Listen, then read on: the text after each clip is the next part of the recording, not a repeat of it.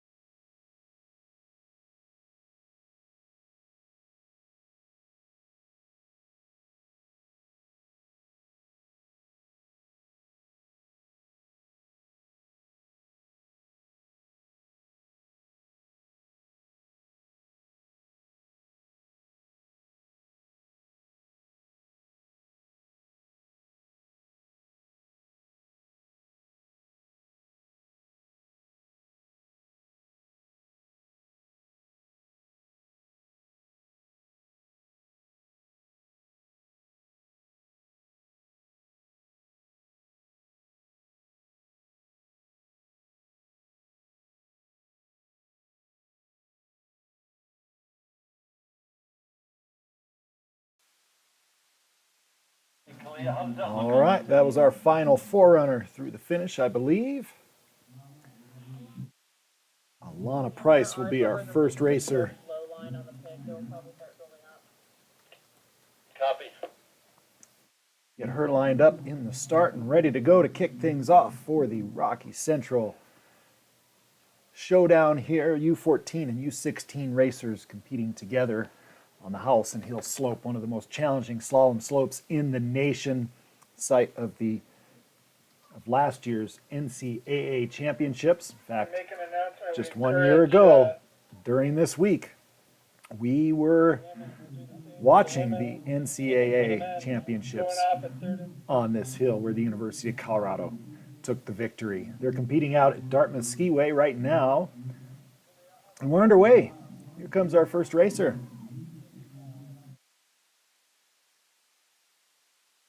Alana Price on course. Alana, a U16 racer from Ski and Snowboard Club Vail, setting the pace. Running early is going to be advantageous on this run, as we expect the track will rut up. Alana will have the chance to set the pace. A little upside down hairpin there for the athletes. In the slower section as Alana Pace comes through, setting the pace. She's got a time of 47.68 to kick things off. Our next racer on course, Spring D'Angelo from Telluride. Spring is our first U14 competitor. She'll be followed by Caitlin Lemon.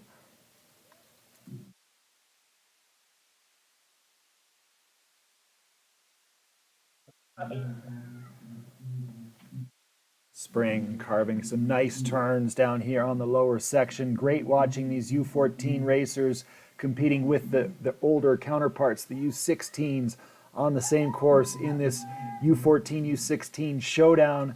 The first year of the Showdown, and boy, it's been a great one. We've been so impressed with the skiing from these talented young athletes as Spring makes her way across the finish, and she sets the pace for the U14s, her time 101.05. And now it's Caitlin Lemon from Team Summit on course. Caitlin, a U16 racer. She's had some good results so far in this series, carving some nice turns at a very steep section of the course. The cameras don't quite do it justice. Caitlin Lemon putting together a strong run. Alana Price, our leader in the finish. But here comes Caitlin Lemon. Caitlin charges across the finish. And Sophie Rinaldo makes her way into view up top. Caitlin into second place, 48.38, just 7/10 of a second back of our leader, Alana Price. Sophie Rinaldo from Team Winter Park now on course. Into the midsection, this is the saddle, although on this side of the course there is no saddle, there is no flat spot for the athletes. This side of the hill just stays steep from top to bottom. A very challenging course for these U16 competitors, but Sophie doing well. Just down the road, competes with the Winter Park Competition Center. Sophie Rinaldo approaching the finish. And here comes Sophie, the cowbells ringing for her. Her U14 teammate Farah Zierke will be our next competitor on course as Sophie crosses with a 53.38, third fastest so far. We're clear, sorry.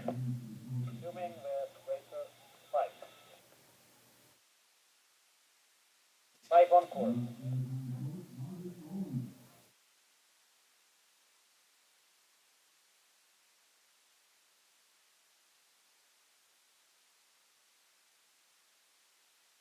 Farah Zierke should be coming into view any moment. There she is. 14 racer out of Winter Park.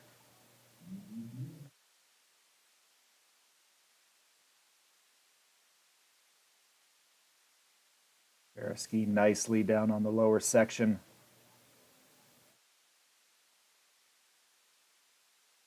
Really good turns here for Farah.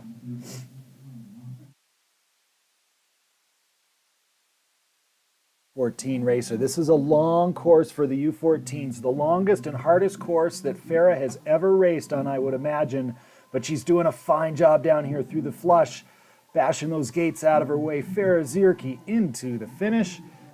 And the U14 racer crossing with a 102.35, putting her into second position for the U14s. Margaret Owens now on course. Margaret, a U14 racer from Ski and Snowboard Club Vale. She'll be followed by Molly Alexander. Margaret Owens. Look at her put that turn up above the gate. Really helpful for the U14 racers. One of the other features of today's race, because it does include U16s, the racers are using full-size gates. The U14s normally train with a little shorter pole. Margaret, by making that turn up above the gate, makes it easier for her to clear the pole away, and that was a really good run for Margaret Owens as she moves into the U14 lead with a 55.90. Here comes Molly Alexander from Team Summit. She also a U14. In fact, our fastest U14, if memory serves me correct, from yesterday's giant slalom. Avery Jacobson will be our next racer on course. But right now, this is Molly Alexander skiing her way towards the finish. Again, we see that good line. Again, Molly getting the turn done above the gate. That way the gate falls to her side instead of across her skis, which helps her maintain momentum. Molly Alexander through the finish.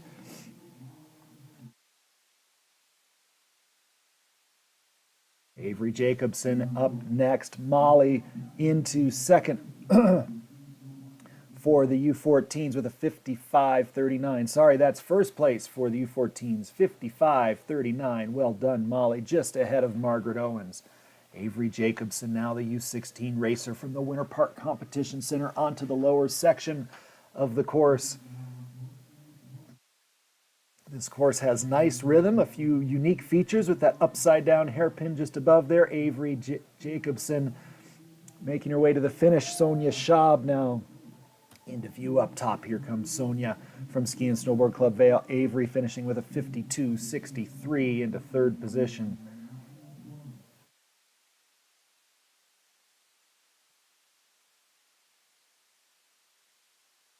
Sonia Schaub from Ski and Snowboard Club Vail. Sonia's a couple top tens to her name. She's been skiing well this week. A good looking run as she lets those skis run. This is fast as Sonia Schaub approaches the finish. She looks to the line and she will cross into second position with a 48.34. All right, Emily Tuohy, she's one to watch. Fantastic second run yesterday, put Emily into the top spot from Telluride. Let's see how those slalom skills are. Steep slopes of Howelsen Hill should be no problem for the Telluride racer. Some of the best steeps in Colorado there at Telluride. Emily looking strong. I've seen no mistakes so far in her skiing. Letting those skis run. See, she releases it down the fall line. That helps her carry the speed. Emily Tuohy to the finish, and she'll cross into fourth position with a 49.93. Bailey Hayes will be our next racer into view. Bailey from the Eldora Mountain Ski Club. Here comes Bailey, the U16 racer with the bright orange helmet, and she matches it in slalom with the bright orange shin guards. Very good for the camera, Bailey, and good skiing as well for the Eldora racer at the halfway point now. The hill's so steep in this section. Bailey doing a great job maintaining her balance, clearing those poles out of her way. The Eldora racer looking strong as she approaches the bottom section of the course now. Now the trick is maintain momentum through this flush and across the flats for the final few gates. Bailey's done well, and she skis to the finish and crosses with a time. Bailey has a 54.61. Here comes June Scheid from the Durango Winter Sports Club, our first Durango racer of the slalom day today. Durango with a great, strong team of racers here at this U14, U16 Rocky Central Showdown. Definitely the Purgatory trained athletes are back on the map. I've been impressed with what I've seen from this crew as June Scheid flying down towards the finish. Here comes June to the line, and she reaches across. June into fourth position with a 49.15. Louisa Crump now on course. She's a U14 ski racer from the Steamboat Springs Winter Sports Club, local girl looking to put down a good performance in front of her home crowd. Here at the bottom of the Howelsen Hill course, spilling out right into the Yampa River and downtown Steamboat Springs. It's such an idyllic setting here at Howelsen Hill, the locals' town hill, and a true gem of a city park. Louisa Crump looking great. She's got a lot of experience on this hill. These kids train at night after school here on the slopes of Howelsen, and Louisa into her tuck across the finish. Louisa with a time of 53.99, and I think that puts her into the lead for the U14s.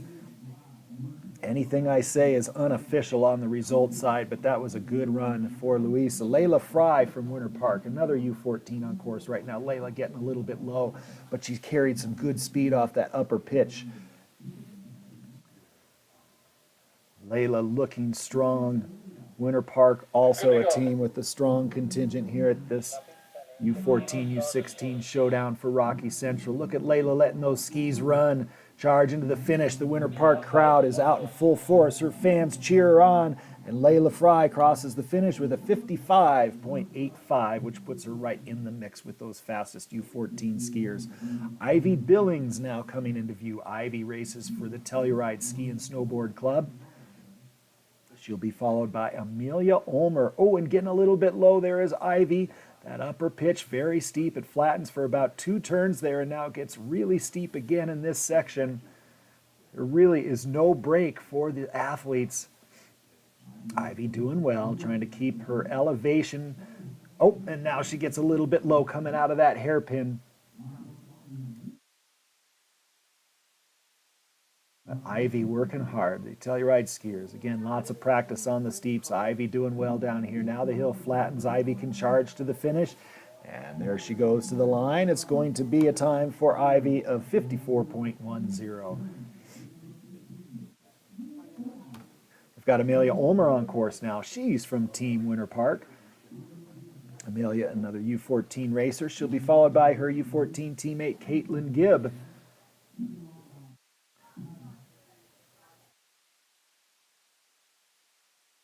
Good round turns for Amelia through that section. Starts to flatten just slightly there at that hairpin. The hairpin are the gates that you see where there are two gates set vertically. And then right into here, it's a flush where there are three gates set vertically. She dances her way through those. The tempo a little bit faster through the hairpins and flushes as she makes her way across the finish. Well done, Amelia. Time of 104.50. Caitlin Gibb now on course from Team Winter Park. She'll be followed by Annika Bergen from 4 Degrees. So Caitlin, a strong-looking U14 slalom racer. Really nice turns from Caitlin. Good clean skiing. We saw her up above make a few turns wide of the gate so she can focus on clean skiing. But when she does come in and clear that pole, she still maintains good balance. Caitlin Gibb from Winter Park, a strong performance as she skates across the line with a time of 56.77. Annika Bergen now on course, 4 Degrees ski team, our first 4 Degrees racer, the 4 Degrees program, training in Minnesota. We've got 4 different mountains where they train. Mountains or hills, we could argue that point, but I can tell you one thing with those hills that they train on, they get a lot of good slalom repetition. It can be a great training ground. What they lack in vertical, they can gain in repetition and lots of laps. And for Annika, it's a good time of 49.21, putting her in 5th position at the moment. 2-run race today, so both their first run and second run times will be added together to determine their overall results. So the job right now is to put down a good, clean, fast run to get your day started, and then seal the deal on the second run here coming up later this morning.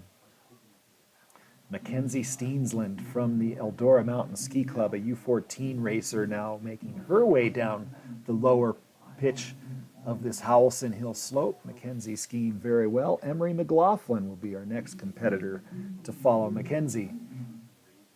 Good job through the final few turns for Mackenzie as she comes to the line. And Mackenzie will cross with a time of 103.63. Emery McLaughlin, now another Durango Winter Sports Club racer, is on course. Emery, a U16 racer.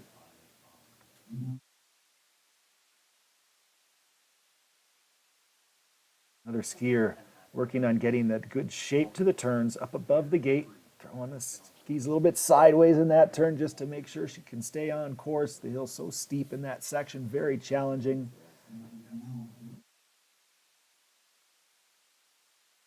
Now onto the lower section, Emery McLaughlin. Let's see if she can let it run a little bit. Accelerate towards the finish for the Durango Winter Sports Club skier. Here she comes across the line, and Emery with a time of 56.78. Kelsey McGuire from Eldora now on course. Kelsey, a U16 racer. Some good tempo coming off the upper pitch through that delay. Now the biggest swingy turns of the course in that steep section of the middle part of this Howelsen Hill face. Right as we switch to this final camera, the hill finally starts to gradually flatten out. It's still pretty steep in this section.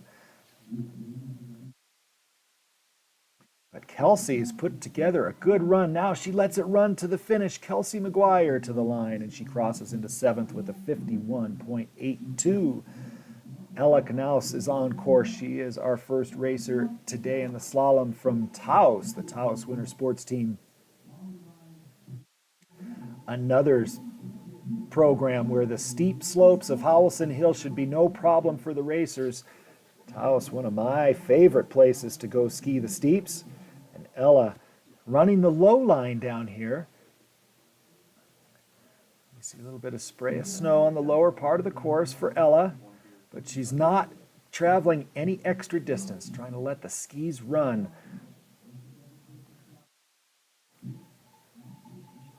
Ella Knaus making her way to the finish. And she crosses. Ella with a time of 1 minute, 0.22. Paloma Gennari from Crested Butte Mountain Sports Team. And we've got a theme here. Kids skiing on programs that have great steep skiing, which should set them up well for this. Paloma from Crested Butte. Another one of my favorite places to go ski the steeps. Paloma doing well in the slalom. Great to see Paloma putting down a good run. She had some bad luck in the giant slalom yesterday with her first run. Let's see Paloma get through today here in the slalom and put a solid finish. These girls all doing a tremendous job on this difficult course. Everybody finishing so far. Paloma can join that list. Well done, Paloma, with a time of 58.57. Zoe Jones now on course. Zoe from Winter Park. She'll be followed by Taylor Feisner. Oh, and Zoe getting low and thrown wide, making a great recovery just to stay on course. Well done, Zoe. Just got a little bit back and the tails of the skis launched her up in the air. She makes an athletic move to stay on course, and Zoe's back on track. The good thing about this hill being so steep, once you do get back on track, your momentum quickly picks back up, gravity pulling you right down towards the finish line as Zoe Jones from Winter Park now onto the lower pitch through that upside down hairpin where they enter at the double gate as opposed to going over the top, which is the more traditional way, and into hairpin. It's technically termed, but exiting below the other gate is a bit unique. Taylor Feisner now on course from the Durango Winter Sports Club.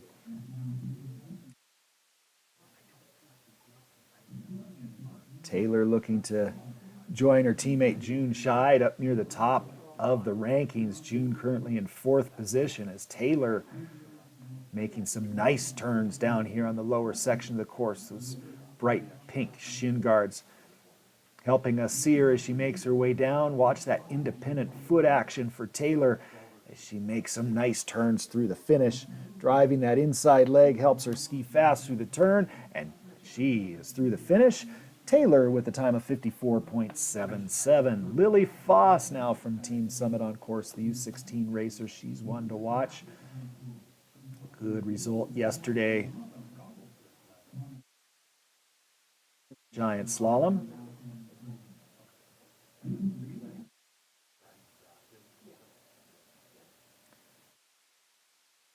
Dancing her way down. These final few turns, really good skiing there for Lily. And she crosses with a great time of 50.39 into 7th position. Here comes Blakely McCord from Loveland.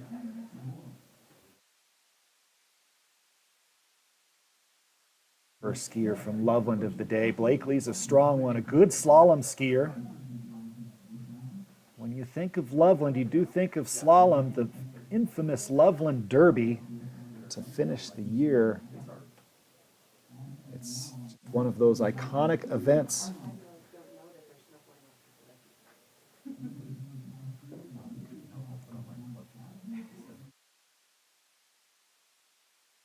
Through the finish, Blakely with an 8th fastest time, 50.40, just 1/100th of a second behind Lily, who went down before her. Here comes Addison Fennick from the Osblick Racing Team.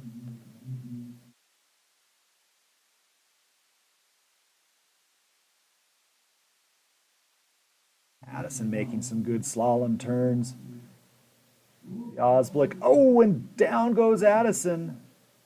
Just getting in the back seat.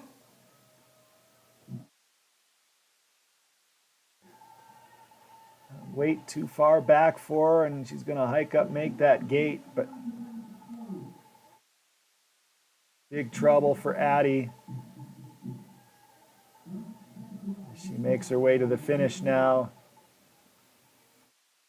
Phoebe Snow-Desitoff behind her. Phoebe Snow-Desitoff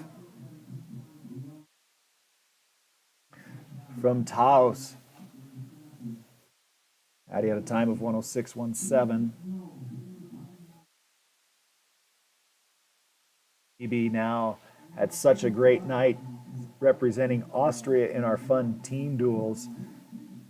She was the first person of her team to go in each round and took a victory in each round. So really helped out her team get that team win, which was really cool to see. And Phoebe Snow-Desitoff racing just for herself today, skiing a nice run, finishing with a 58.18. Emily Charles now on course from Team Summit. The U16 racer. Course getting a little bit rougher now, a little bit ruddy. All women racers to the.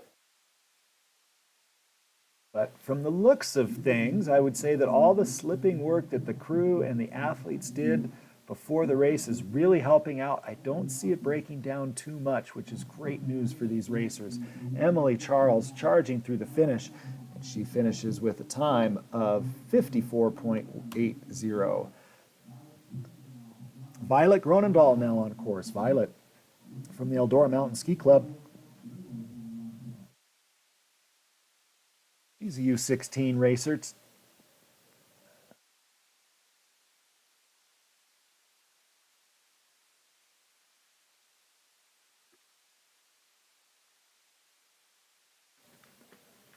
End of view now on the lower camera. Good tempo, good rhythm from Violet. No mistakes. She's about 10 gates up from the finish. Let's see her take some speed through the flush and pour it on across the finish line. Violet Gronendahl through the finish with a time of 53.27. Savannah Thomas from Ski and Snowboard Club Vail, our next racer on course. Savannah carrying some good speed off the upper pitch right now through that delay. This really steep turny section in there. Savannah skiing it very nicely. Savannah Thomas moving down towards the lower section. It's been a good run so far for the Vail racer. The crowd getting excited. I hear the cowbells ringing. Here comes Savannah Thomas to the finish line, and Savannah crosses with a good time of 52.08. Paloma Stokel now on course. Paloma racing for Team Winter Park.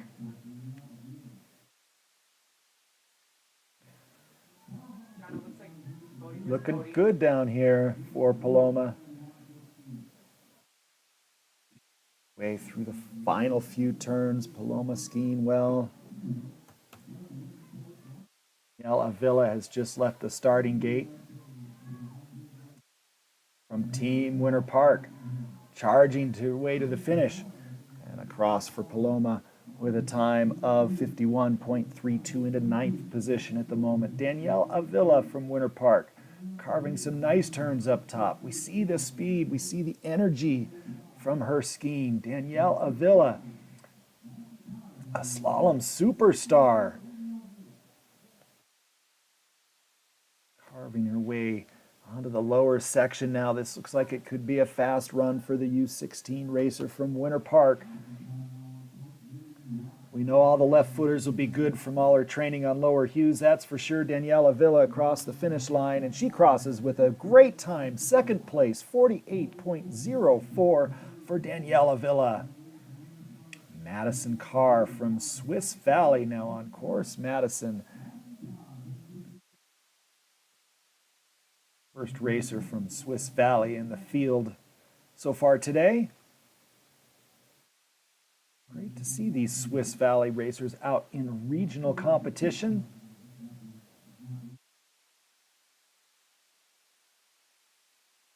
Worked back in the Midwest a long time ago. Swiss Valley was not active at this level, so great to see these competitors participating now. And Maddie, in some trouble right before the finish for Madison. Tough break. Goes down right at the finish. Lillian Ross now on course. Lillian, her Swiss Valley teammate. These two competitors have been back-to-back both days so far.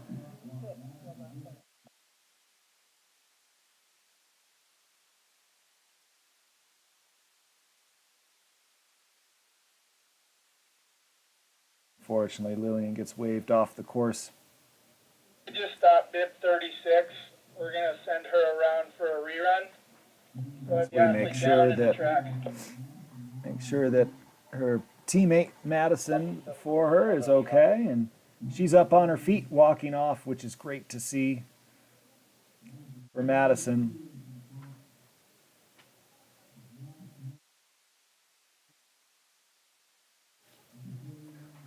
So another chance coming up for Lillian.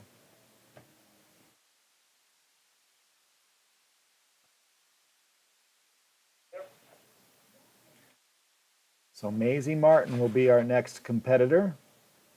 Lillian Ross will get another run. Madison Carr with that finish right before the finish will be our first DNF member. But looking at her now, she is up on her feet, checking her out, making sure that she is okay. A tough, unexpected, kind of awkward fall. Maisie Martin is now on course up top.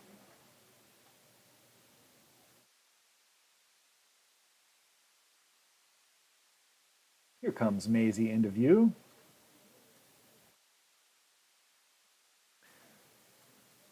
She'll be followed by local girl Charlie Biglow.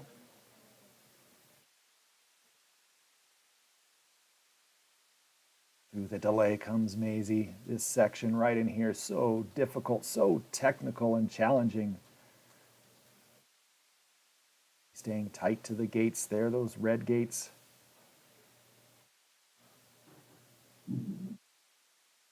Good job down here as she gets to the lower section. Maisie Martin from Team Winter Park.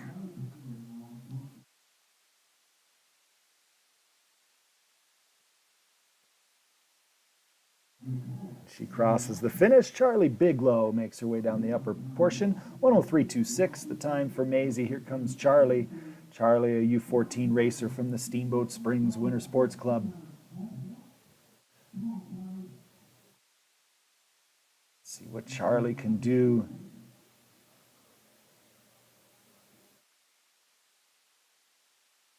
Good solid skiing from Biglow.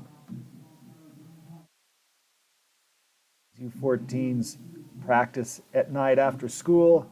Under the lights here at Howelsen Hill, Charlie Biglow skiing well. Charlie across the finish, and she's going to have a great time of 54.19, putting her in the top 3, I think, for the U14 so far. Here's one to watch. Adelaide Brown. Adelaide has been on the podium a couple times already so far. Good, strong skiing for the Gilboa racer. Getting a little bit twisted there in the hairpin, but she keeps her momentum coming down the hill. Alana Price, our current leader in the finish, but Adelaide Brown could be challenging that. She comes to the finish, and across she goes, and into second position, 47.93, just a couple tenths back. Maggie Dwight, the hard luck Dwight going down up top. Maggie Dwight is out. Tough break for the Eldora racer. She's had some crashes. She's had a challenging week here at the Showdown event. Timing, copy, 40, will not finish.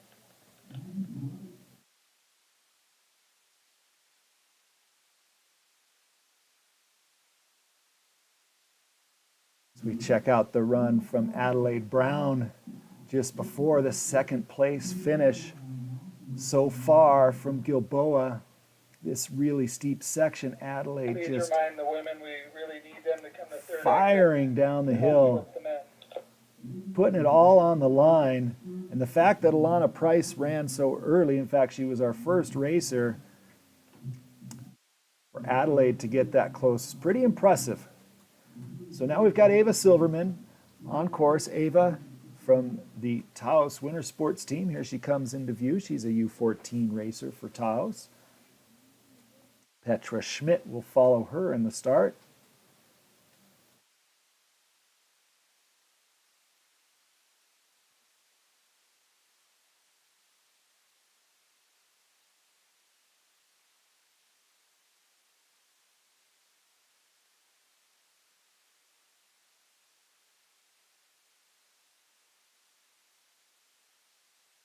Cowbells start ringing to bring Ava home. The Taos fan club has been out in full force here this week. Ava Silverman, the U14 racer, making her way to the finish. She's across with a time of 1:03.28. Petra Schmidt now from Eldora. A fast run here for the Eldora racer. Well, she likes slalom a little bit wide with the line there. Good shape to her turns. Balance is strong. Here comes Petra Schmidt approaching the finish. This is going to be a fast run for the Eldora racer.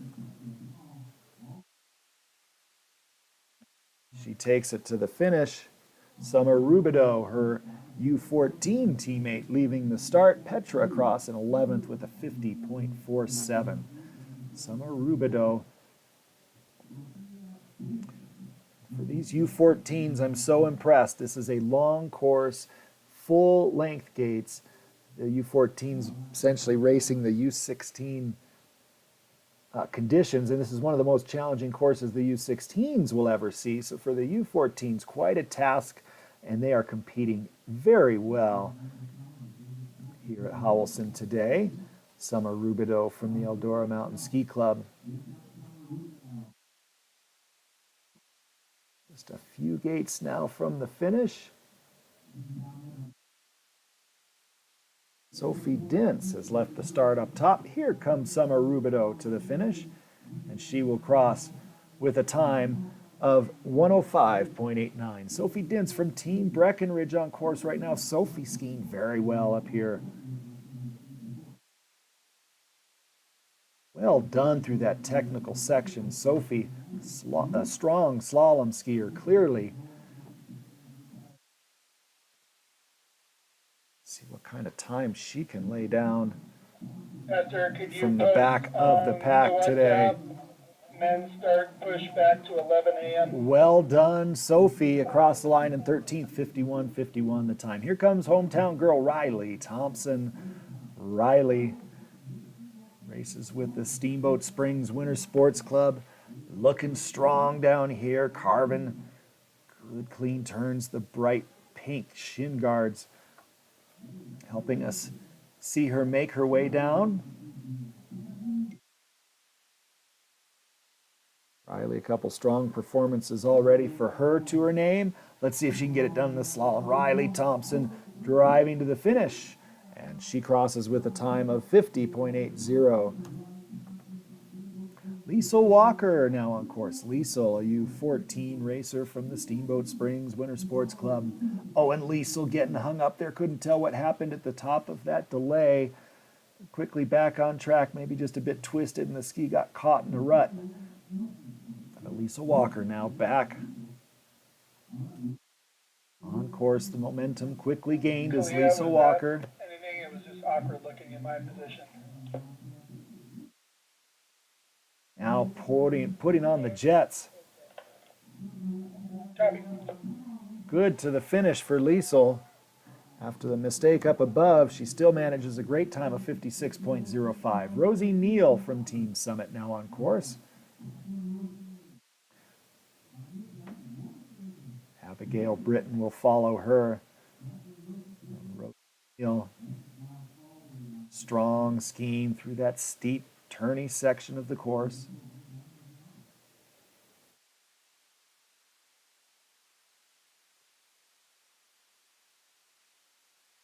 A smooth and fluid skier, just flowing down the hill. Rosie Neal from Team Summit making her way to the line.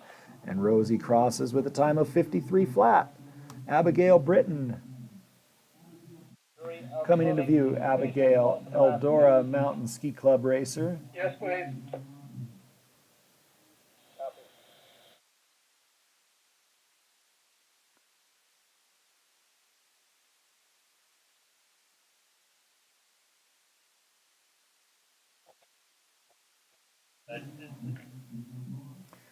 Good skiing for the Eldora U14.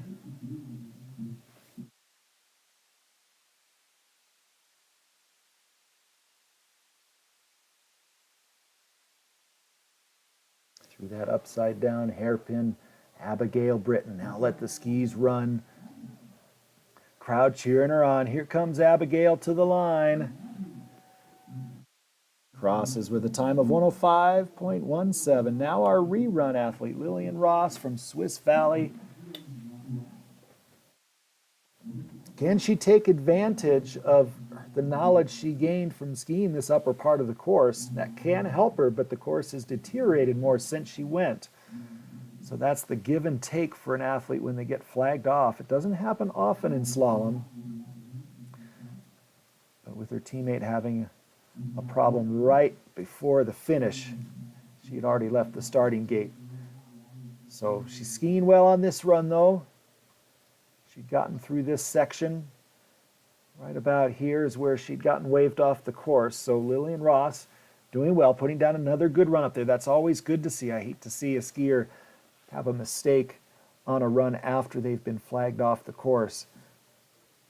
Now it's new territory for Lillian. Can she finish up strong? The Swiss Valley racer put in a good result for the Swiss Valley team. Here comes Lillian Ross to the line, and she skates across with a 108.19. All right, our final racer now from the slalom run 1 for the women. It's Natalie Strom.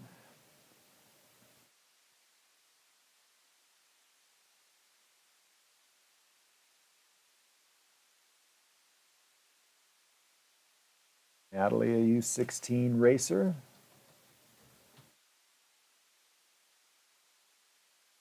With a bang here. Some great skiing out of the last start position from Natalie. Really nice turns up through that section. Very technical part of the course, and Natalie has handled it very well.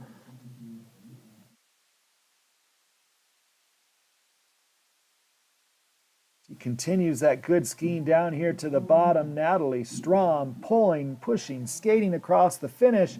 And Natalie with a great time into the top 10 with an 8th place result. Her time 49.38. That was just really fantastic skiing. So good. In fact, let's take another look through the technical section up here. I thought this was so nice, the skiing for Natalie. One of the most difficult parts of the course. And Natalie keeps the turn up above the gate.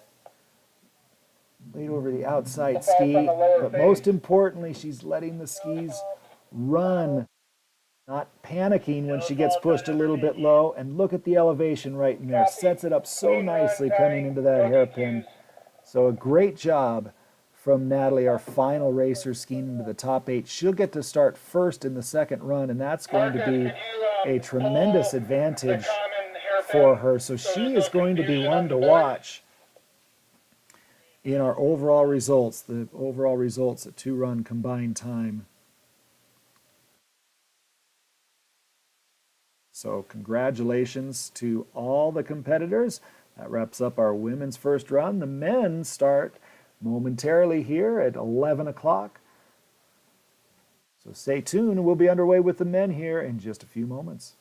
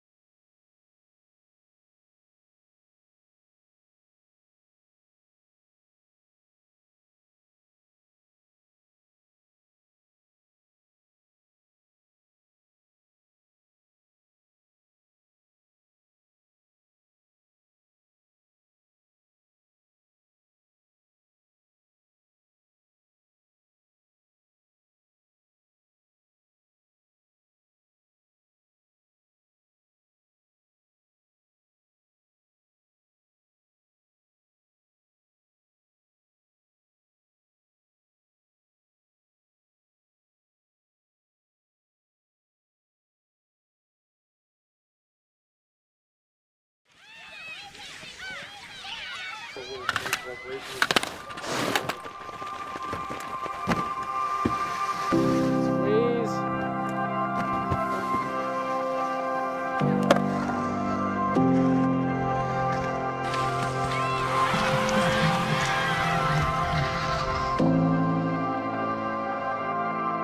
The Winter Sports Club is amazing. It is multi-sports, and it's the only club in the entire country that has as many winter sports as we're able to provide.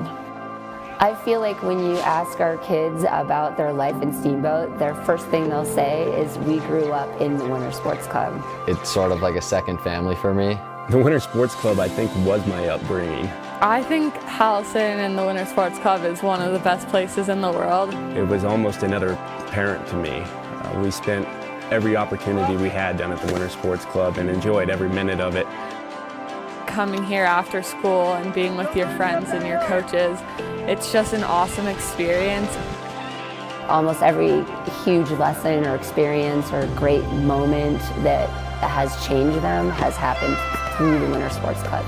You know, their notion of creating champions on and off the mountain really resonates with me, and I just think it's an incredible opportunity for the boys to be part of that. There you go. Every coach that I've ever worked with, you know, here at Winter Sports Club or see coaches on hill with these kids, from skiing to cross country to jumping to snowboarding coaches, every single one of them brings a large amount of passion and dedication to the sport.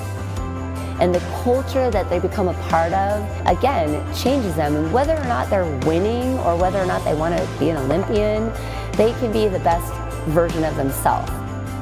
We're so fortunate in this town to have so many amazing people help raise these kids. There's something to be said about growing up in a competitive environment and having the mentors that the SSWSC provided. And you know, I certainly don't think that I would have grown up to be the person that I am today without their influence on my life. It's so unique and so special, and having seen great places in the world, there's nothing like this. Really, the Winter Sports Club is appropriate for all kids. Every single kid can benefit from the Winter Sports Club.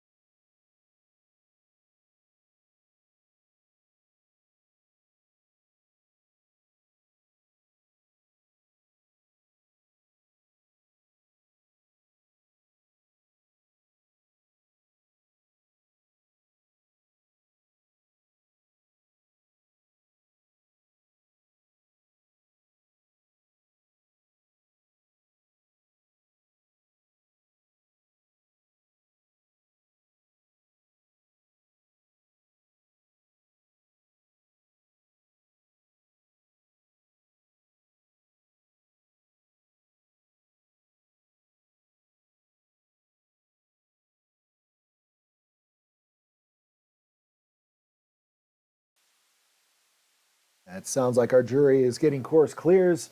Be underway here in just a few moments with our men's first run.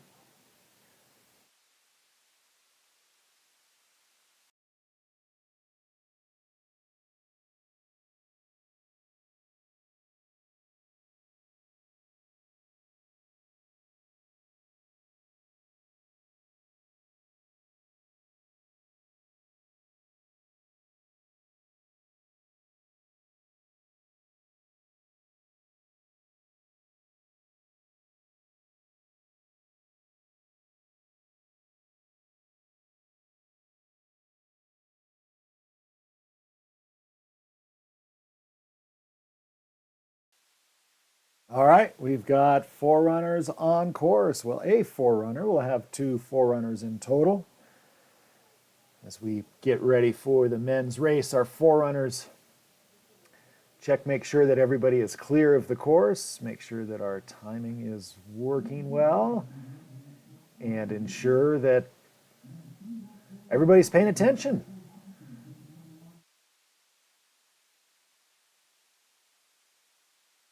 Helps us test our camera positions too, so that's a bonus.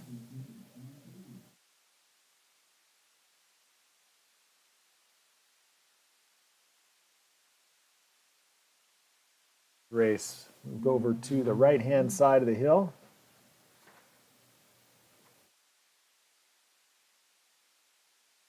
Skier's right-hand side, your looker's left-hand side.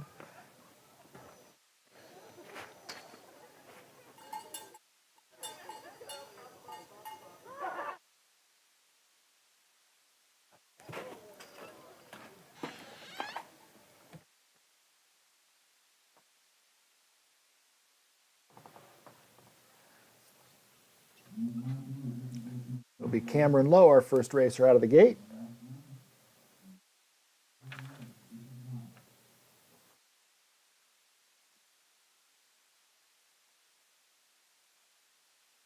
Safely through, that means that we should be ready for Cameron Lowe, our first competitor. Cameron racing for Team Winter Park.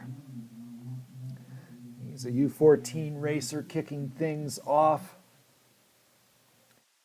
here in run number 1 for the boys. This is the U.S. Ski and Snowboard Rocky Central Region U14, U16 Showdown. Really nice racing so far.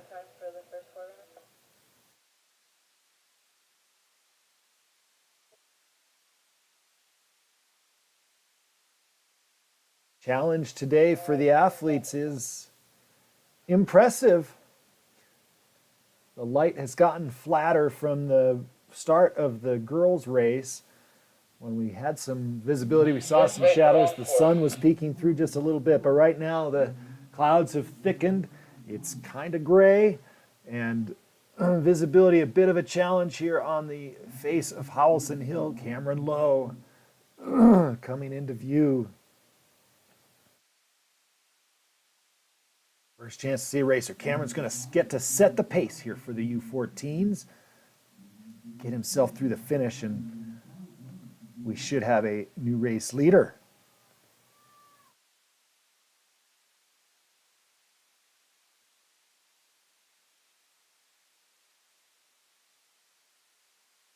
Crowd cheering him on. Not a bad drive for the Winter Park crew up over Rabbit Ears Pass. And here to the slopes of Howelsen Hill. First racer to the finish. His hand time is 10:56.39. Sam Carlson, our next racer, 53.84, the pace set by Cameron Lowe. 14 racer. Tommy, did you get that?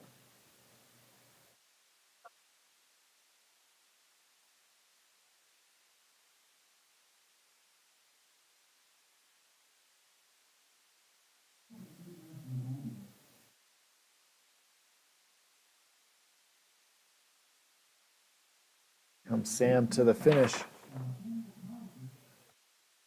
Harley Burns, our next racer on course. Harley already to the saddle and onto the lower section. This is a fast looking run. for the Team Gilboa racer through that delay. He's our first U16 competitor. Carly through the royal flush, 4 gates long as Carly crosses the line, and he sets the pace. New leader, time of 45.15 for Carly Burns from Team Gilboa. Slade Ellers now on course. Slade from the Telluride Ski and Snowboard Club, and down goes Slade. Looked like he just leaned inside a bit, goes down to his side. He's got to hike back up to make that gate.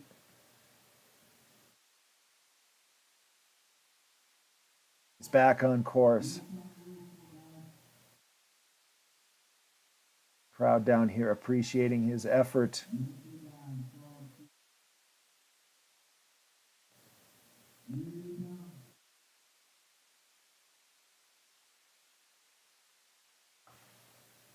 Slade Ellers, he's put the work in here on this run, going anaerobic at this point, I'm sure.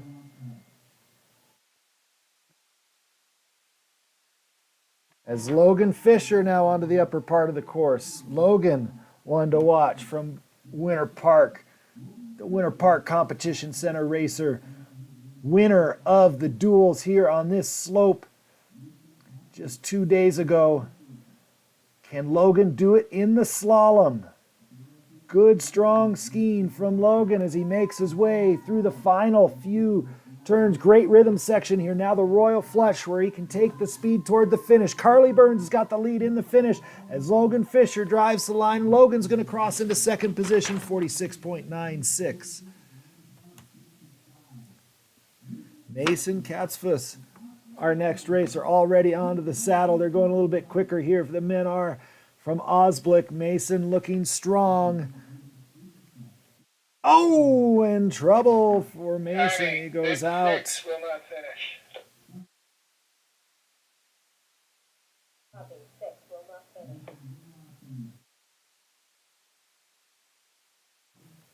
Tough break for Mason. Colin Arnold now on course.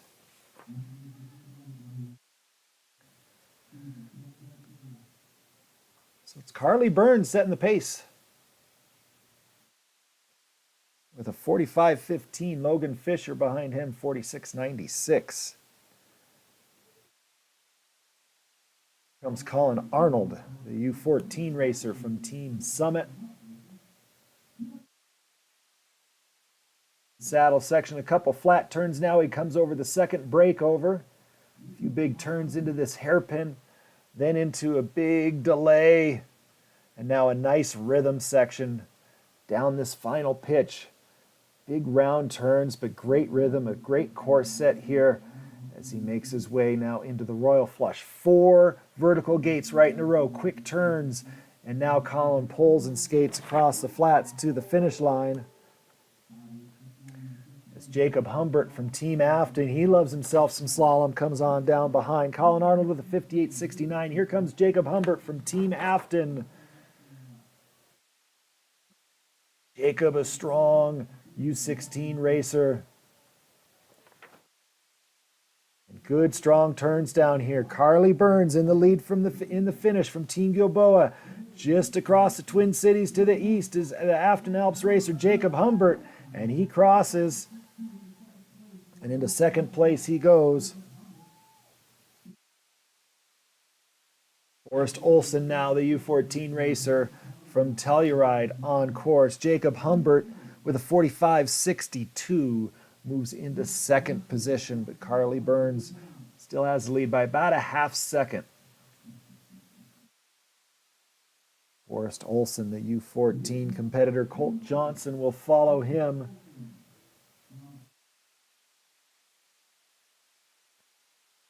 Forrest doing a nice job through these big round turns. Again, for the U14s, racing full-length poles, a very challenging course. This is the site of the NCAA Championship Slalom, and the U14s are handling it with grace and skill. Great job, Forrest. He crosses the line, and he's got a time of 58.81. Here comes Colt Johnson. Stop, start, stop, start. And unfortunately, there went Colt Johnson. Colt from 4 degrees. It's been a challenging event for Colt. He's had some DNFs and gone out a few times. Hate to see that. Tough break for him. Timing confirmed.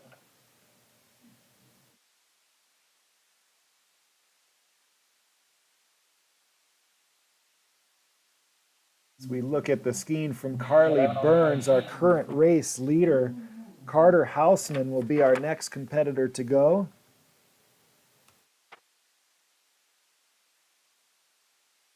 Comes Carter into view. That was really good skiing from Carly Burns.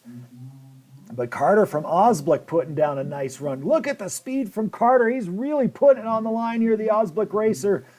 Love to get up there on the podium. A little bit of a heavy hit there on the flats by the saddle, but Carter was really flying coming off the pitch. Oh, another mistake for Houseman, but that delay saves him. Boy, if there hadn't been a delay there, Carter would have been in trouble. He continues to go with the speed. This guy's going all out. He is challenging, pushing things. Carter Houseman to the line, and Carter will cross into 3rd position, making it exciting. The 46-43. Now we've got on course. This is Parker Belts.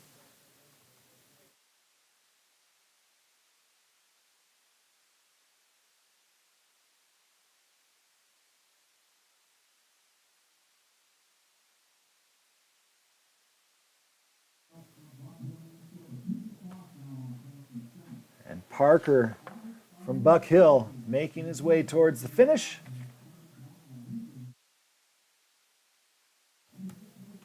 Keaton Foss now on course up above. Parker Belts finishing with a 51.07.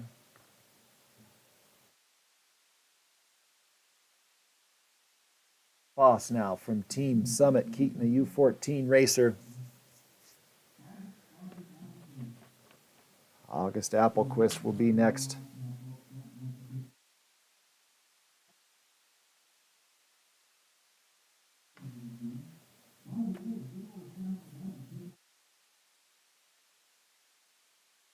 This is Keaton Foss approaching the finish. Go back to the top. There's August. Keaton with a good time for the U14's 58.21 as August Applequist goes down. Big old crash there for Applequist.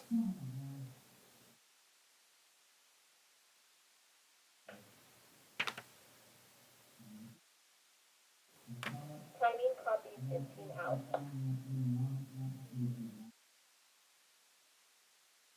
Break there for August.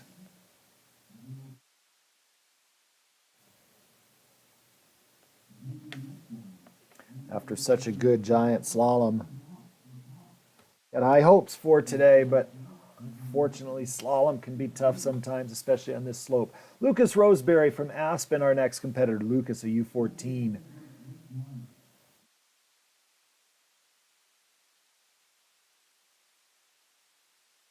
Carving up some nice turns up there is Lucas. So he passes the coaches at the saddle. Now onto the lower pitch, very steep in this section. Tricky set with that hairpin and then into the delay, but the delay, a nice recovery opportunity for the athletes.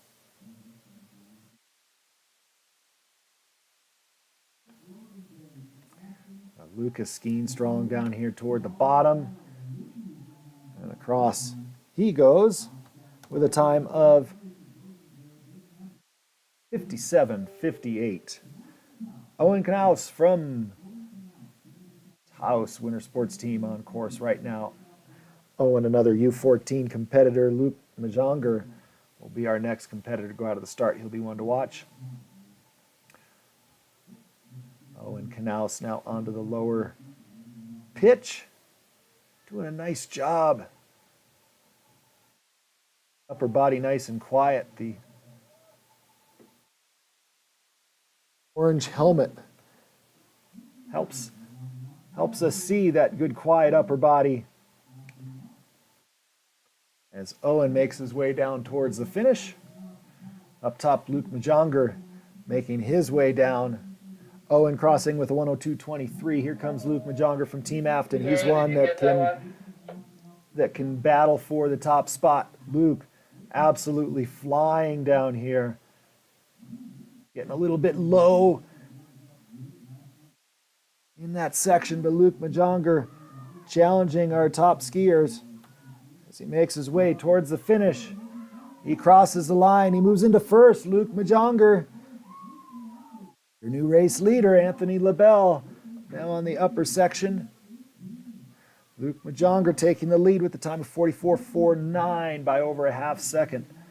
Luke moves into the top spot. Really good skiing for the Team Afton racer.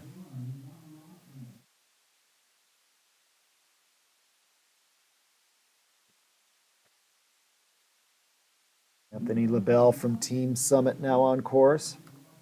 Anthony, a U14 racer.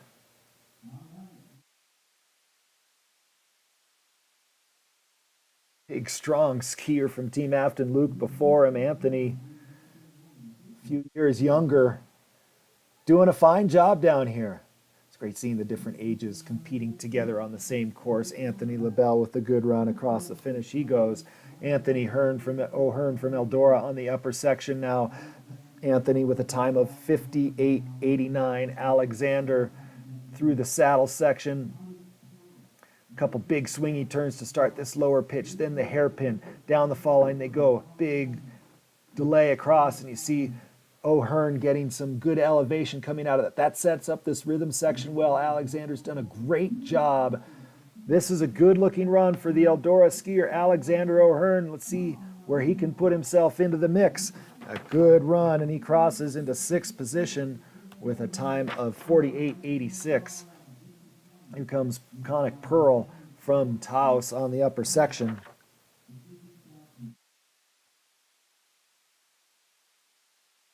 Connick Pearl, the Taos Winter Sports Team racer, representing New Mexico in this 18-state Rocky Central region that spans from Ohio all the way across to Arizona.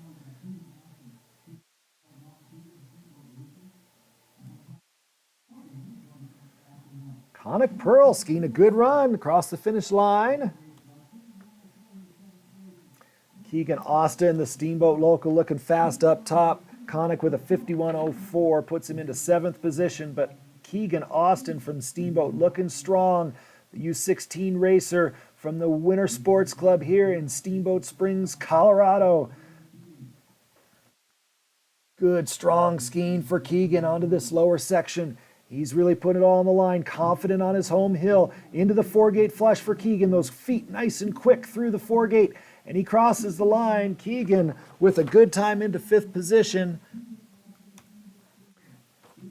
46.59 for Keegan Austin. Finn Mulligan, another one to watch, another fast racer. He's from Team Afton. Had a good day yesterday. Nice direct line. Tight to the pole goes Finn. Oh, and out. 2-3, out. Tough break for Finn. We go to Henry Davis now on the top. Henry Davis from the Steamboat Springs Winter Sports Club. He's going to be charging hard. Henry, this is home hill. Henry Davis wants to put on a show for the home crowd. Good strong skiing on the upper half. Now the saddle. Henry Davis setting up the lower pitch. He's a smart skier. He knows what to do in here through that tricky hairpin 2 delay. Now the rhythm section. This is where Henry can really shine. Davis running, letting those skis run, getting a little bit low. He's going to have to be quick through the four-gate flush. He's done well. Henry Davis skiing to the line, and Henry Davis will cross into third position. Henry Davis, 45.59. Well done for the Steamboat racer. Alexander Burke from Winter Park now on course. This is another good challenge coming. The talent here, incredible. These skiers skiing so strong, and a tough break for Alexander. Looked like he straddled a gate right in there in the saddle, and Burke skiing out. Tough break for the skier from Winter Park. Felix Hadley, another racer from the Steamboat Springs Winter Sports Club, up next.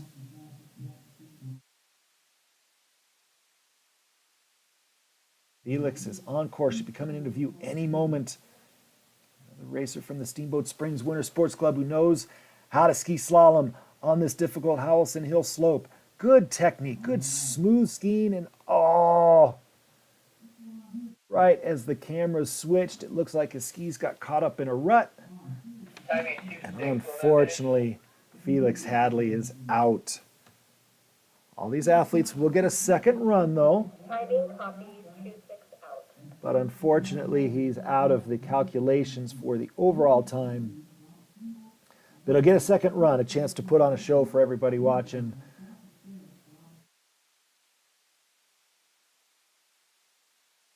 All right, Nathan Gregory, Ski and Snowboard Club Vail, our next competitor. Here comes Nathan. Been watching Nathan all week, and this kid really loves to go all out. Some kids just develop that willingness and courage to go fast before all the other pieces are put in place. I tell you what, though, this is the hardest part to master. A kid that will get after it like Nathan Gregory does, he's got a good future ahead of him, and Gregory holding it together well. The U16 racer from Ski and Snowboard Club Vail really pouring it on. Nathan Gregory to the finish, and it's a good time. 46 flat into 5th position for Gregory. Thatcher Starrett, our next competitor. Butte Mountain Sports Team.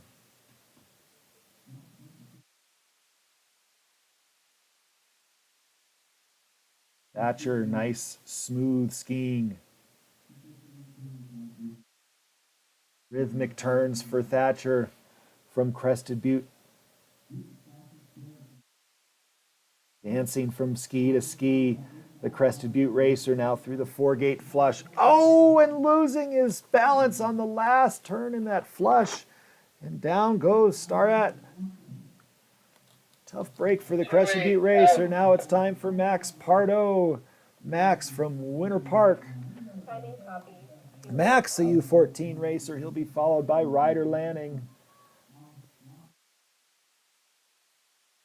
But Max, definitely a U14 to look out for in the overall standings for the U14s.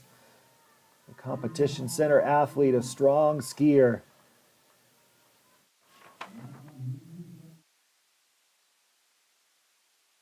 As a U14, I'd want to come here and make the crowd think I was a U16. Max did just that with some fine skiing. Max 52.10, nearly top 10 for the U16s. Pretty sure that's the fastest time for the U14 so far. Well done, Max. Here comes Ryder Lanning from the Ski and Snowboard Club Vail program.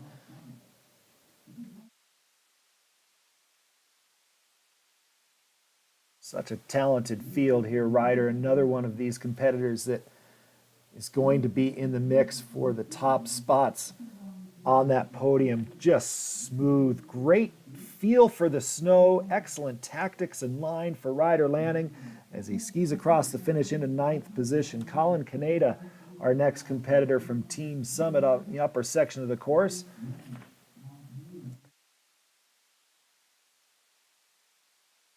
Colin can ski himself some slalom, that's for sure. Really nice angles for Colin. We didn't get to see these guys ski slalom at the qualifiers here earlier, so got to watch Colin ski some GS, but watching the slalom, I really like his technique. I really like the energy he gets from his skis. And Colin Caneda across into 6th, a good run for the Team Summit racer. Liam Cook next on course. Liam from Loveland. Colin's time 46.19.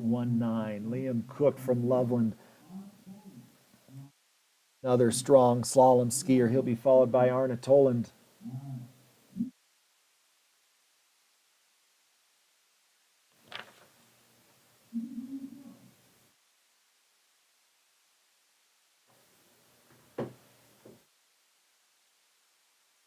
Running a very direct line is Liam Cook as he makes his way to the finish. Liam across. with a time of 48.31. Here comes Arne Toland from the Eldora Mountain Ski Club. U14 racer that's going to be in the mix for those top U14 spots. Griffin Green Machine Wickstrom will be our next competitor to go as Toland makes his way on the bottom part of the course. Nice rhythm. This is really impressive skiing for the U14 racer. Driving to the line, and Toland will cross with a good time of 51.97. Very impressive. All right, Griffin Green Machine Wickstrom, our next racer.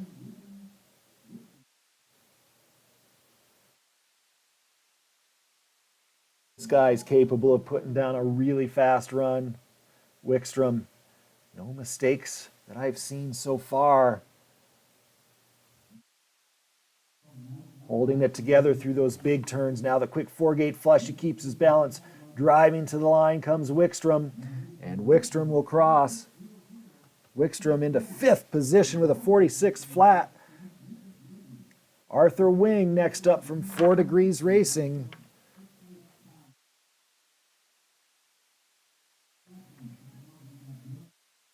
Arthur Wing. Strong slalom skier. Getting pushed a little bit low, though, in that very steep section. Oh, and gets really low on that turn. Has to regain his momentum. Very technical course in this part. And Arthur Wing frustrated.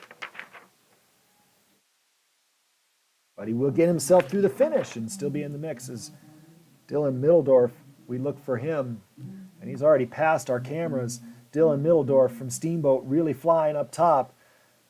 Going so fast I missed what I saw up above, but based on the fact he already got to our lower camera, this must be a fast run. Dylan Middledorf, he always puts it all on the line. Pedal to the metal is how he skis. Dylan Middledorf approaching the finish. Let's see how it comes out in the end. Dylan Middledorf to the line into 5th place with a 45.77.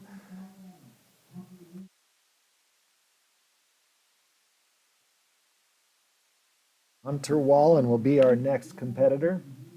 So these racers have put in fast times right now. It's going to be interesting because they're going to have the clean course for the second run. They were starting in the back of the field for their first, and then next time around they're going to have a good clean course.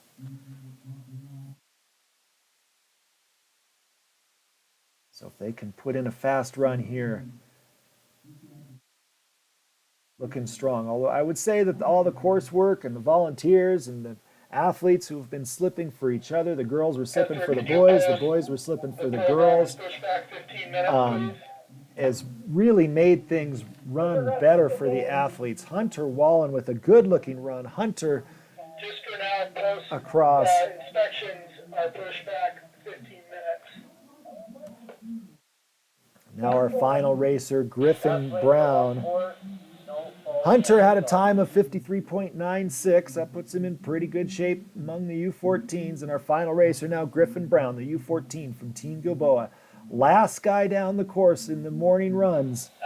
Let's see what Griffin can do. The Team Gilboa racer loves him some slalom.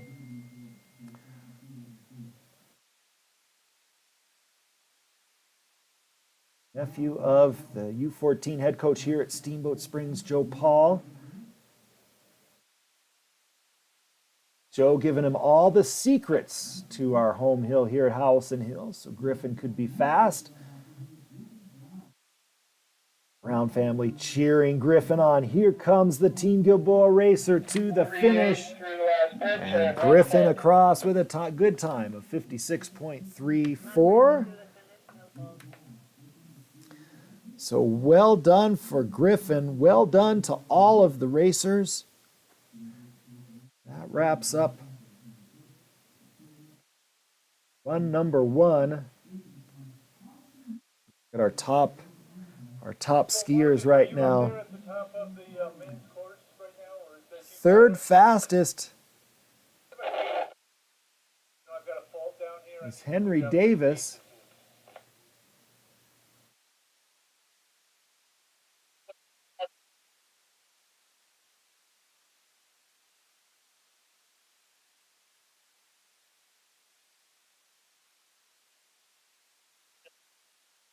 Great first run. Unofficially, third place. Henry Davis, second place. Carly Burns in first place. Luke Majonger. We're going to see if we can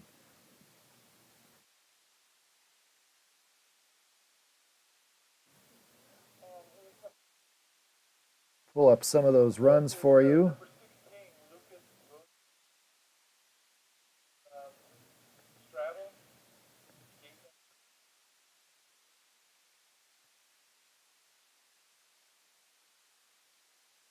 Lower section from our race leader after the first run here, the Team Afton racer, Luke Majonger. He was really putting it on the line. You see him kind of in the back seat, but keeping the skis moving and hustling to stay in balance over the skis and really fast across this lower flat section to the finish. That was really good skiing from Majonger, our first place finisher after the first run.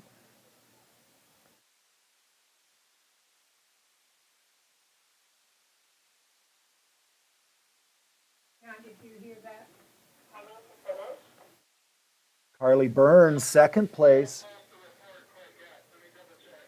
The Gilboa racer, 2 racers from Central in the top spots. We see also from Burns, just barely hanging on there.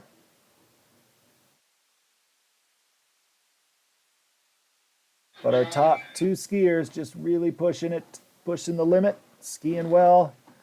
And that wraps up our first run coverage here for these Rocky Central U14, U16 Showdown races. We'll be back in just a little bit for the second runs, so don't go away.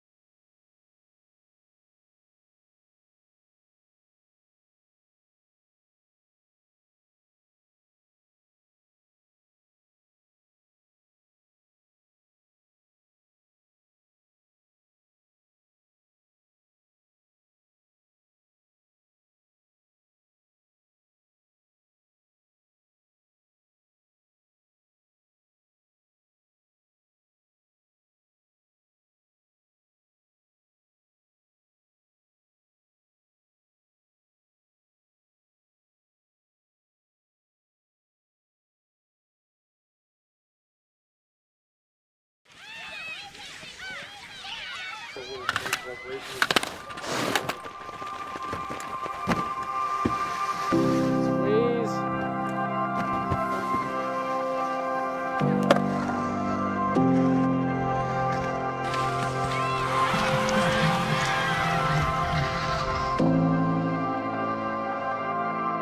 The Winter Sports Club is amazing. It is multi-sports, and it's the only club in the entire country that has as many winter sports as we're able to provide.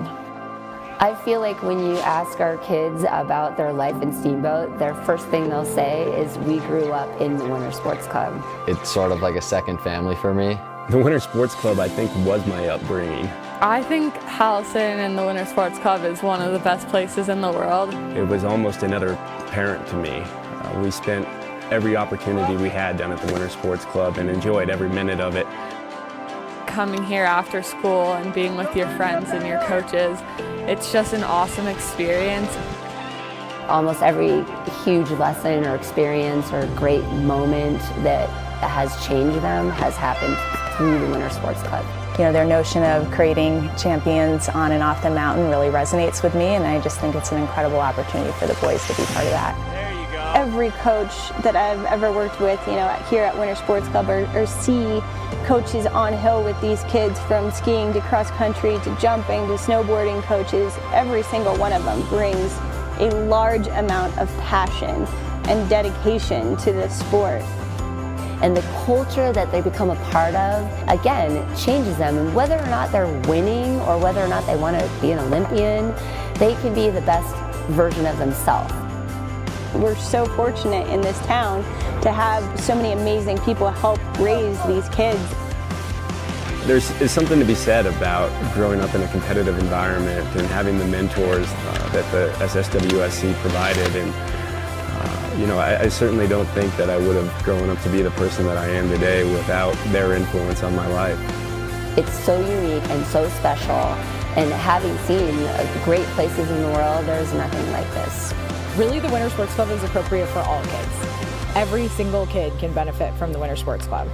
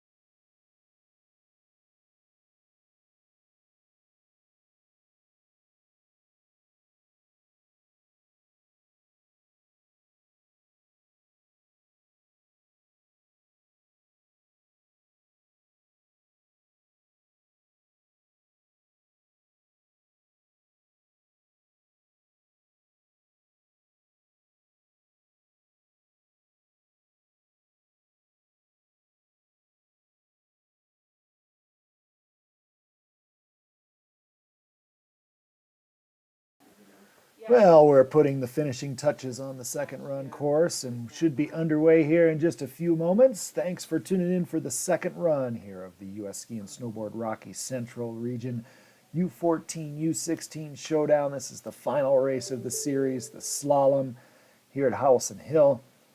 We've had some amazing racing so far. One run to go for these competitors, and it's going to be a good one. We'll be underway here in just a few moments as our course crew finishes their work getting this soft, sugary snow off the course and in good shape for our first racers. So we'll be underway in just a few minutes. Thanks for tuning in.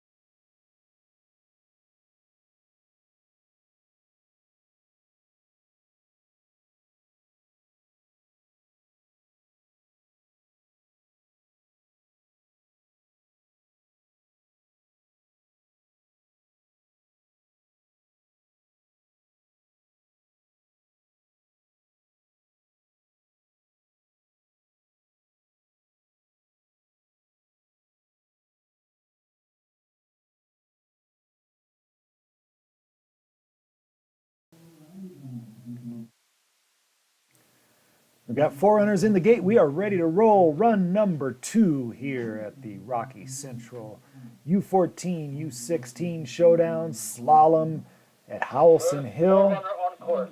We'll have 2 forerunners on the course before our first racer, Natalie Strom, takes to the hill. Wrapping things up here. It's been a great 3 days of competition. The skiing has been incredible. The performances from these U14 and U16s athletes, absolutely top-notch.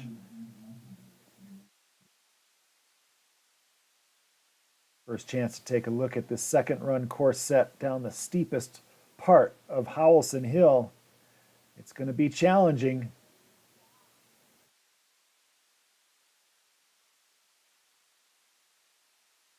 Clouds still in the air. We're between storms, supposed to start snowing again tonight. I think we should get the race done before the snow flies, which is a good thing.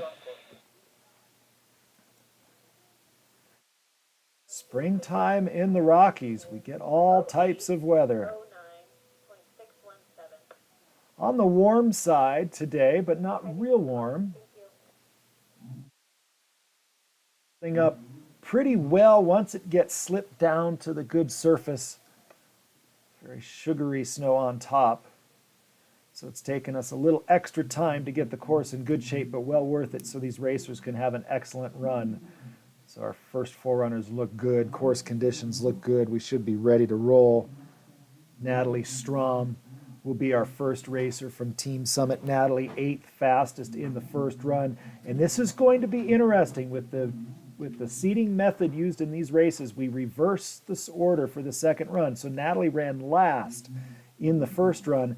She gets to run first here in the second run. And with a good, clean course, that definitely is going to be an advantage for Strom. Being in 8th place, she could make a big move up with this second run, taking advantage of the clean snow. She should be coming into view any moment. There she comes. Onto your screen, the Team Summit racer. What a great opportunity for her to finish up her Rocky Central Showdown week with a great run, set the pace. These big turns in that steep section in the middle look like they're going to be difficult. Natalie handling well, and then straddling in the hairpin and going down. What a tough break for Natalie. She will be a did not finish. Our next competitor on course, Abigail Britton. She racing for Eldora, a U14 racer. Start, you copy, stop start. And Abigail will be setting the pace for the U14s. Don't need a stop start. We're clear. Abigail carving some nice turns down here in the middle section. Timing That's going to 4-9, be will tricky not to watch. finish. This is a quick hairpin right here as we switch cameras. It's going to be an interesting spot to watch. Coming out of the hairpin, the turns stay pretty big. And then the flush right before the flats into a delay. Looks like a great course set. This is going to be fun to watch here for run number 2. Abigail Britton through the finish. 102.59 the time for Abigail, and she sets the pace, currently sitting in the lead for the U14s. Our first racer down. Rosie Neal now on course from Team Summit. Rosie 19th fastest overall in that first run. See if Rosie can make a big move up, maybe pop into the top 10 here with a good clean course with a good second run. Rosie Neal really nice through that round section. Good skiing for the Team Summit racer, Rosie Neal, approaching the finish, and she crosses the line. Liesl Walker, our next competitor on course, has yet to start. She's just left the starting gate. Rosie with a time of 52.03 moves into the lead. So Rosie Neal, our current leader for the U16s. Abigail Britton, our current leader for the U14s, as Liesl Walker from the Steamboat Springs Winter Sports Club makes her way down. Liesl, a U14 racer. She was in pretty good position after the first run. This is an opportunity for Liesel with a good clean course to make a big move. Liesel, the hometown girl, does her training here on the Howelsen Hill slope. Looking to set the pace for the U14s. It's been a good run for the Steamboat skier, Liesel Walker, across the line, and she will have the lead for the U14s. 52.87 her time on that run. Great job for Liesel. Sounds like Riley Thompson with some trouble up top, and unfortunately she will be a did not finish DNF for Riley Thompson from Steamboat. So our next racer, Sophie Dintz from Team Breckenridge. Sophie 15th overall in that first run. So she too poised to take advantage of the good snow conditions here for her second run and perhaps move into the top 10 as she gets ready to go in the start. She is now on course. Sophie Dintz from Team Breckenridge. Her coach Olin Armstrong has been doing a great job, has been at it for a long, long time. Positive impact on so many skiers in the Summit County area over the years. Sophie Dintz looking strong, good technique. That's one thing you can count on from the Team Breckenridge skiers, always very strong technically. Sophie manages those turny gates on the steep middle portion of this course very well. Now onto the lower part. Sophie, can she move into the top spot as she charges to the line? Sophie Dintz will cross into the lead as Summer Rubidoux from Eldora makes her way onto the top. Sophie with a time of 51.28. Fastest second run moves her into the lead. It'll be fun to see how that holds up as Summer Rubidoux now from Eldora. Very steep middle portion of the course. Rhythmical but very round technical turns. Summer navigating it well. 14 racer rising to the challenge presented by this difficult and steep Howelsen Hill course. Petra Schmidt has just left the starting gate as we watch Summer Rubidoux to the finish, and Summer across with a time of 104.23. Petra Schmidt now from Eldora on course. Petra, good strong racer. She was 12th fastest in the first run. She is one to look out for. A move into the top 10 possible here for Petra. Oh, and getting hung up there. Looked like her pole might have gotten caught with her ski. Going way wide, making a good recovery to stay in it. But that was a tough break for Petra. After skiing so well up above there, Petra Schmidt from Eldora across the line, and Petra moving into first spot. Despite the mistake, well done, Petra. It was second fastest on the second run, 51.45, but she moves ahead of Sophie Dintz by about 0.8 of a second. So, way to make that recovery and stay strong, Petra. Here comes Taos's Ava Silverman. Oh, and Ava hooks a tip and down she goes in that steep technical section. Just started the turn a little bit too early and her inside ski goes inside the pole. And that knocks her down to the ground. A tough break for Silverman as she goes out. So our next racer to start, it's going to be Adelaide Brown.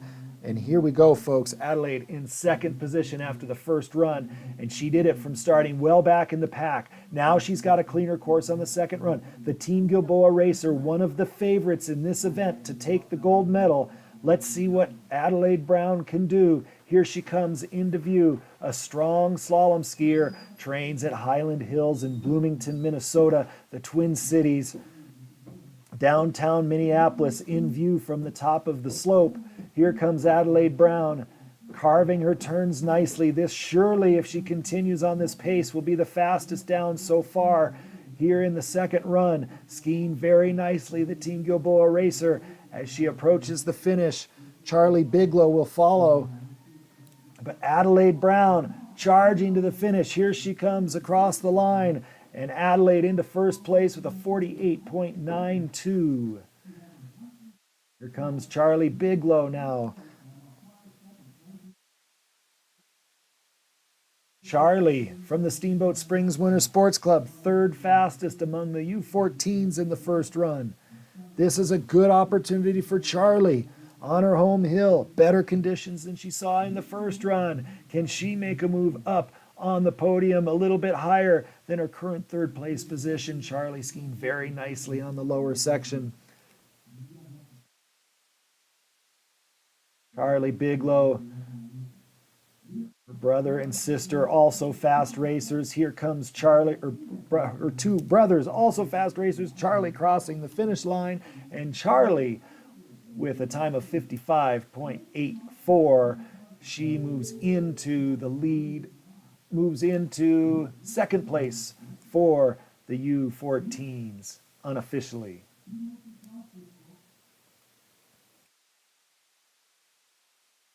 It's like just behind her teammate Lisa Walker in the U14 standings, indeed.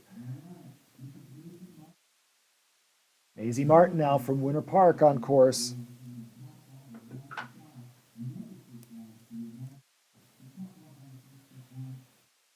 3-6 on course, 3-5 will not start, 3-4 next race.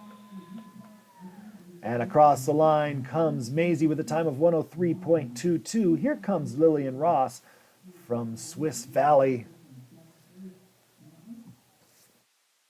Lillian's been doing a lot of work out here today. Got flagged after skiing about 2/3 of the course in the first run. Went up and did it again, did a nice job. Got herself a solid finish, and now the Swiss Valley racer taking her second run.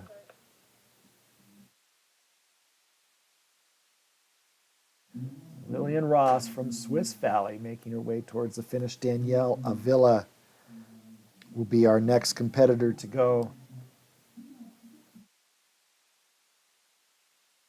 The Swiss Valley racer charging to the line. A good run for Lillian as she crosses with a 106.84. Here comes Danielle Avila. Danielle third fastest in that first run. She's going to be one to watch with the good course conditions here on the second run with an earlier start position for her.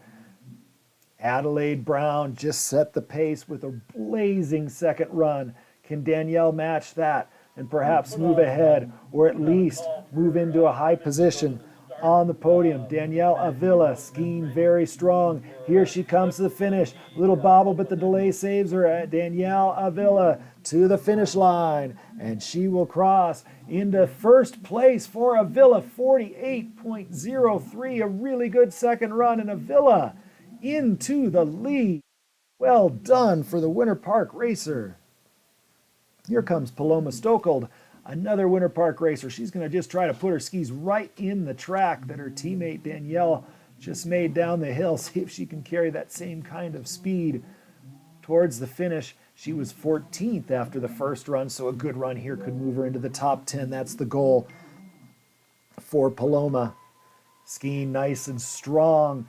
Paloma across the line. Savannah Thomas up next. Paloma with a time of 53.35 moves her into fifth at the moment. Savannah Thomas, Ski and Snowboard Club Vail, 17th in the first run. Making strong turns in the middle section. Savannah Thomas, look at the parallel shin angles. Good balance and body position through that technical midsection of the course for Thomas. The pink shin guards flying down the hill. Savannah Thomas crosses the line as Violet Gronendahl makes her way onto the upper pitch. Savannah finishing in fifth, 51.12, her second run time, currently in fifth position.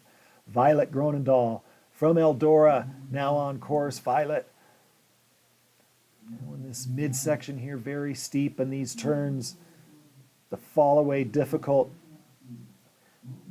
Big turny gates but good rhythm on the course, and Violet maintaining her speed, carrying good rhythm, dancing down the slalom course. The Eldora racer through that final delay, and now the last few gates charging to the finish line.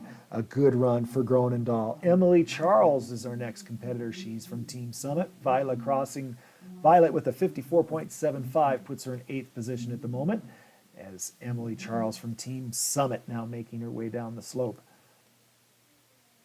Phoebe Snow-Desitoff getting ready to go in the start. We're running in reverse order from the first run. We're going to keep the suspense up all the way till the end. Our last racer, Alana Price, was the leader after the first run. So running this reverse order is going to keep the drama high. Here comes Emily to the finish line, and she's across. Phoebe Snow-Desitoff now in view up top. Emily crossing with a time of 55.68. Here comes Phoebe Snow-Desitoff. She races for the Taos Winter Sports Team. A New Mexico racer looking strong. Several states represented in this Showdown Championship event. 18 states make up the Rocky Central region, from Ohio and Michigan to the east and the north, all the way down to Arizona and New Mexico in the south and the west. Phoebe Snow-Desitoff on the lower section now. Phoebe skiing well. Across the line she comes as Addison Fenig is on the upper part of the course. Addie had a problem on the first run, had to do a little hiking. Phoebe across the finish with a time of 59.54. Addison looking to put a clean run down now. The Osblick racer. Oh, and just as I say that, she gets shot out of the hairpin. The flush in that section. And off course, a good recovery to stay in it. There's no quit in Addison. We can say that much after watching her today in the slalom. Addison Fenig now. Good skiing on the lower section for Fenig. Putting on a good show in her final run here at Howelsen Hill at this Showdown. Well done, Addison from Osblick, as she crosses the line. Her time on that run, 52.80. Here comes Blakely McCord now from Loveland. Blakely just outside the top 10 after the first run. She's looking to put down a good run, work her way into the medals. They're given out for our top 10 performers in today's competition. The Loveland racer showing her slalom chops through this difficult, turny, steep section of the course. Blakely with the bright pink shin guards, skiing nicely. Hands up in front to clear the gates away. Blakely McCord through the final delay and approaching the finish. And she crosses the line with a good time of 51.33. Puts her into 3rd position at the moment. A great run for Blakely here on the second run. It's going to be an exciting wait for her to see if she can maintain a top spot. Lily Foss right now from Team Summit on her way down. Lily was just 1/100th of a second faster than Blakely in the first run, which top 10, and Lily skiing very nicely down here. Dynamic skiing. You see the energy from turn to turn, almost getting launched, those skis. A really good looking run for Lily as she crosses now into 3rd position. Lily with a time of 50.97, currently now in 3rd for the U16s. Taylor Feisner now on course. Taylor from the Durango Winter Sports Club.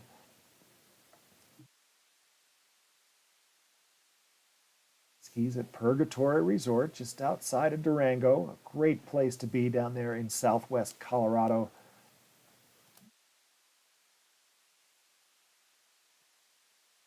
To see these skiers from Taos and Purgatory, and I know it was a really tough winter for the team in Flagstaff, not much snow down there, but these southern clubs, to see their performances, it's so great to have that up here, and been fun watching the Durango racers this week. Taylor crossing with a 56.50. Zoe Jones now from Team Winter Park, coming off the upper pitch through that flush. It's a difficult set, a flush in that part of the hill. And now these big round turns. Zoe is managing it well. The U14 racer from Team Winter Park looking to get into the top 10 for the U14s. Will be followed by Paloma Gennari. Zoe Jones. Good strong skiing for the young athlete out of Winter Park. Let's cheer her on as she makes her way to the finish. Zoe Jones across the line.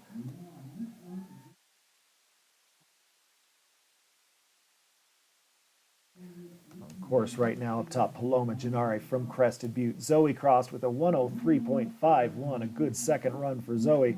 Paloma Gennari now from the Crested Butte Mountain Sports Team. Ella Knaus will be our next racer on course, but right now it's Paloma tackling the challenging turny midsection of the race course. Skiing well. The snow looks like it's holding up well. That's a great sign. Our course crew working very hard to get this track in good shape for the competitors. Paloma Gennari doing a nice job. Through the finish she comes, and Paloma crosses with a time of 58.86. Ella Knaus now on course, Taos Winter Sports Team racer. She's a U16 competitor from New Mexico.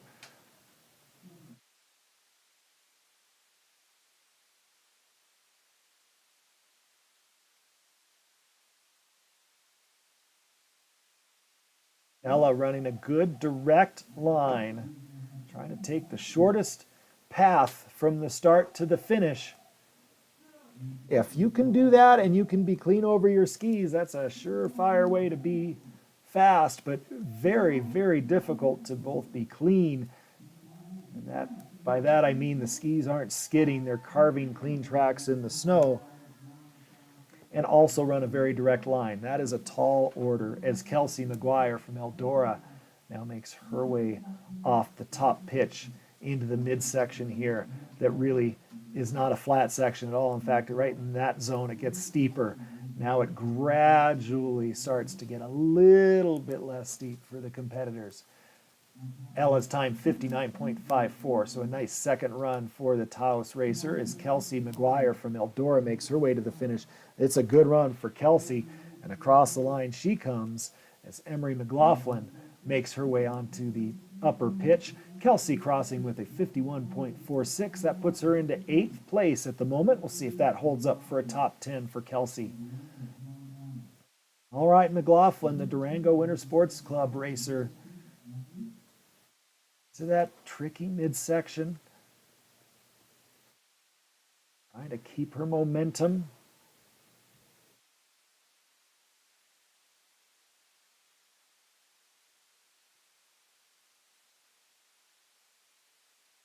Laughlin, good rhythm to her skiing as she approaches the finish. The Durango racer crossing with a time of 57.55. Here comes Mackenzie Steensland. She's a U14 racer out of Eldora. Will be followed by Anika Bergen.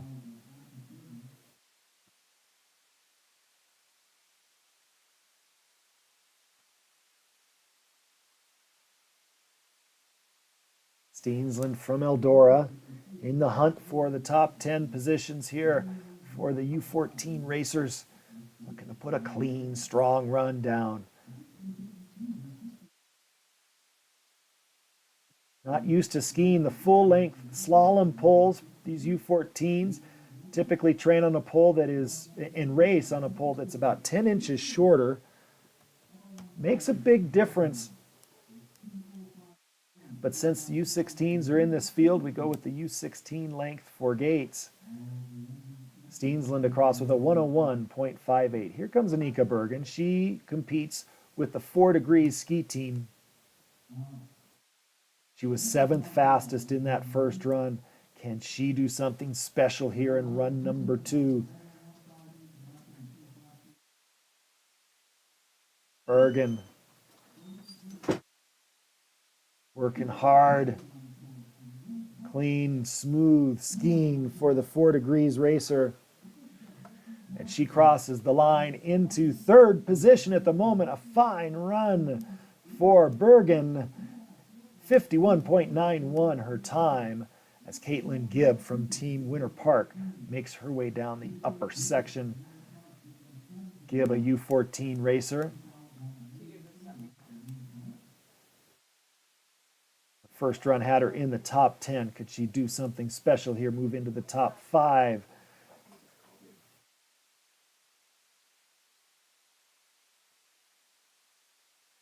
Good looking skiing for the U14 from Winter Park, Caitlin Gibb. The finish, she comes, skating hard across the line, 58.27 her time on run number 2. Amelia Ulmer will be our next competitor to go. She has just left the start gate. She's a U14. U14 Ivy Billings will follow Amelia.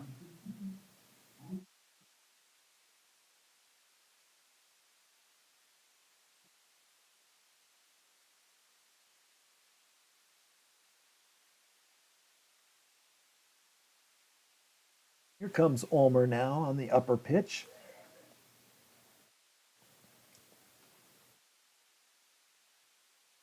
No problem with the flush there. Normally we see a flush, and those are the sequence of 3 vertical gates in a row. Normally we see those on a flatter section. For this course, they've set it on one of the steeper parts of the hill, which is challenging for the racers. It dares them to go right down the fall line with quick feet into that turny section below. No problem for Ulmer getting through that section. As the Winter Park racer approaches the finish, Ivy Billings has left the start. There's Ivy onto the upper pitch. Ulmer with a time of 105.91. Here comes Ivy Billings. Billings second fastest for the U14s after run number 1. The Telluride racer, can she put down a fine second run and find the top spot? Here comes Billings from Telluride. Looks like a good, solid, clean run to me as she approaches the finish. And Billings across the line with a 55.12 or 55.22 on that second run. That should be in good position for the U14s. Don't have the U14 standings on my screen, but I know that is near the top, if not at the top. Layla Fry now from Winter Park on course. Layla 5th fastest for the U14s after the first run. Layla put down a strong second run and make a move into the top 3. The Winter Park crowd cheering her on down here. There's a good contingent of Winter Park racers as Fry goes to her tuck and across. And Louisa Crump, another challenger in the U14 standings, making her way down the course right now. Fry with a 57.39. In fact, Crump was our leader after the first run. Steamboat Springs Winter Sports Club racer. Skiing through that midsection.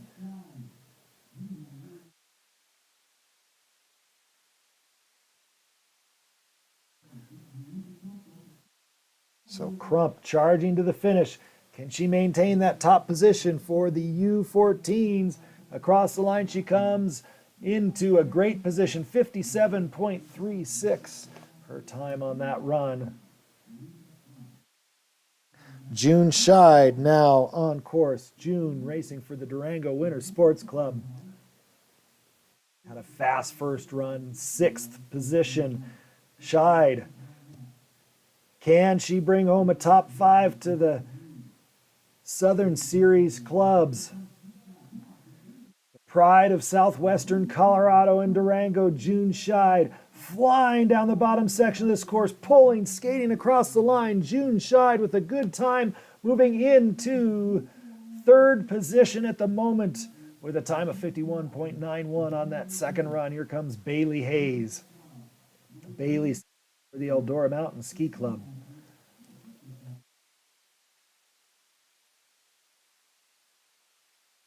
Emily Tuohy will be our next competitor to go.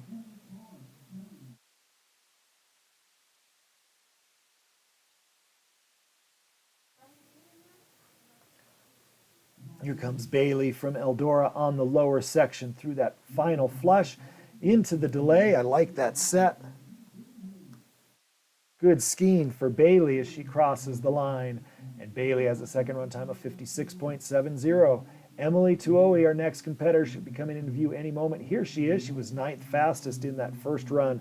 Our GS champion from yesterday made a big move on run number 2. Can she make a big move on run number 2 today? Racer from Telluride has got good tactics there. We see the turn done above the gate for Tuohy, but the ski's coming across the hill a bit more than we've seen from some of our faster racers. Let's see if Tuohy's letting those skis run enough to move up a few positions. It's been a good week for Tuohy. Here she comes to the line and across. It's going to be a time of 52.32, moving into 8th position for Tuohy. Zonia Schaub, our next racer from Ski and Snowboard Club Vail on course. Schaub, 4th fastest after the first run. She's in podium contention. Can she lay down a fast run here? June Scheid currently sitting in 3rd spot. A run faster than Scheid would move Sonia onto the podium at the moment.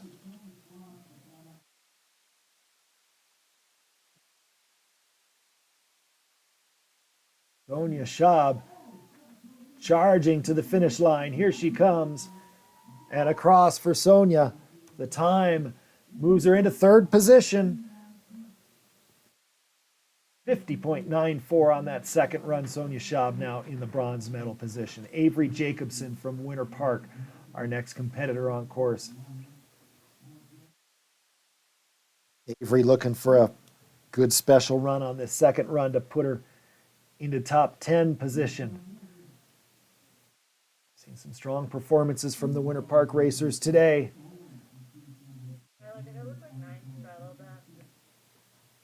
Yeah, she straddled the lake. And coming into the bottom section, Avery Jacobson pushing, skating, pulling across the line. And she is across with a time of 54.05. Here comes Molly Alexander from Team Summit, the U14 racer. She is one to watch. 4th fastest after the first run. She is in podium contention with a good second run here. Molly Alexander from Team Summit. Oh, getting a little bit sideways right there before the hairpin.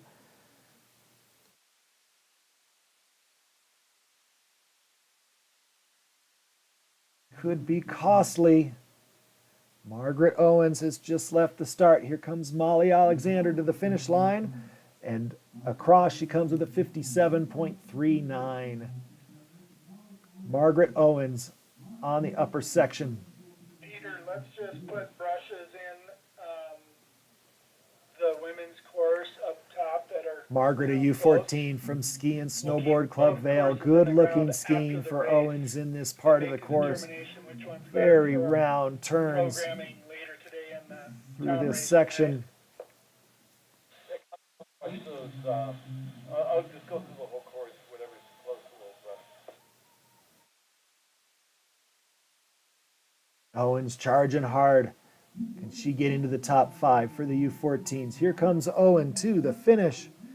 And she crosses with a good time of 58.53. Farah Zierke, our next competitor on course. Farah, a U14 racer from Team Winter Park.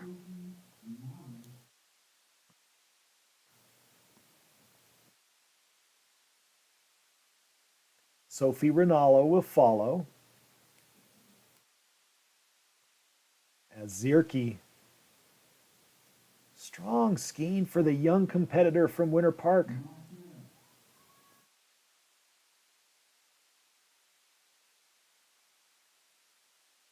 Impressive stuff down here for Zierke.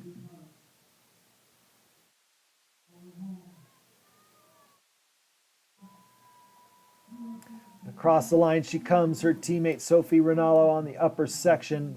Farah with a time of 104.09. Sophie Rinaldo, a U16 racer from Winter Park, on the upper section of the course. Caitlin Lemon will be the next skier out of the gate.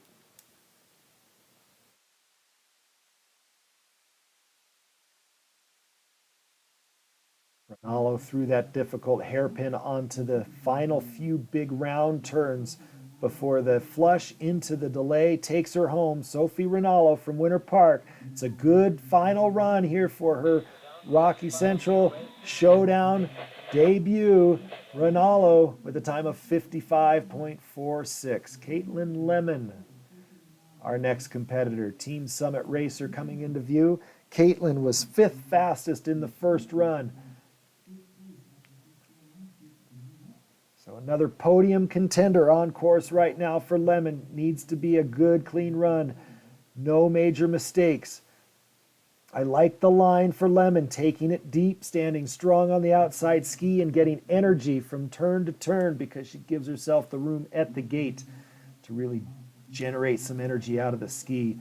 Lemon now, quick, dancing through these final few turns. Lemon, it's a fast run. It's going to be pushing the limit, and it's into 4th position for Lemon.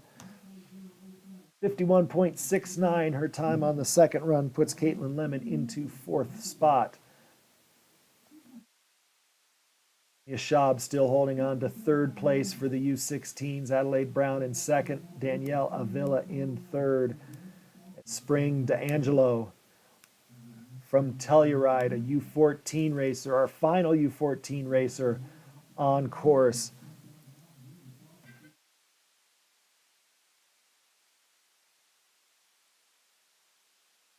Doing a nice job as the sun pokes through the clouds.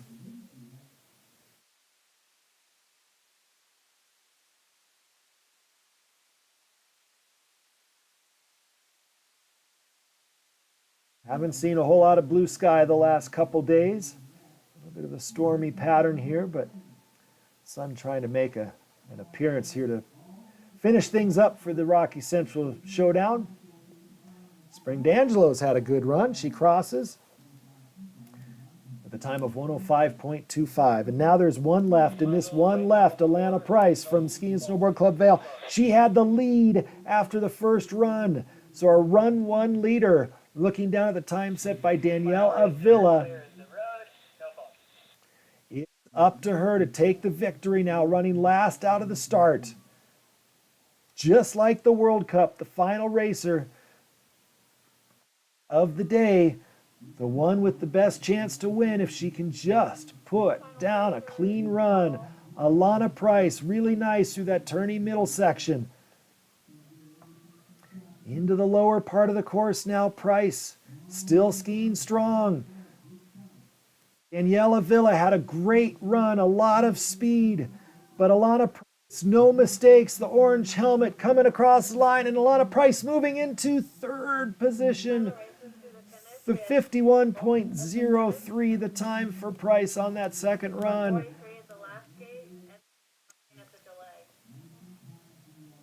The delay is 5. And that will wrap up I don't know what our final our slalom racing for the women. Congratulations to all the women. Some fantastic skiing. Very impressed. Alana Price skiing into that 3rd spot. Last start position. That's tough being up there all the way to the end with the roughest course conditions on the second run having to do it. But here she is, Alana Price from Vail, in this very technical section, our 3rd place finisher. Doing a nice job.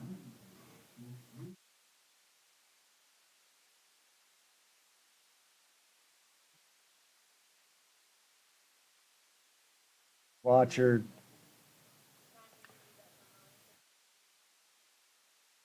such a strong skier. Be impressed with her run, staying on the podium from that starting last in the second run.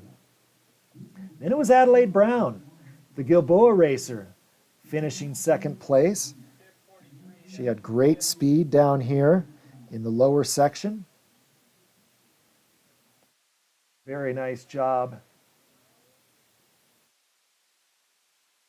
holding on to that silver spot.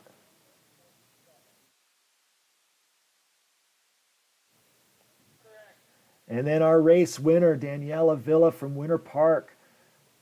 Just simple basic skiing and really keeping the skis in the fall line. No extra turn for Avila. She's a very strong skier. Making that nice recovery there at the end. That was ever so important to give her the speed to take that top spot. Congratulations, Daniela Villa. Race winner, unofficially, here in this women's slalom at the Rocky Central Showdown.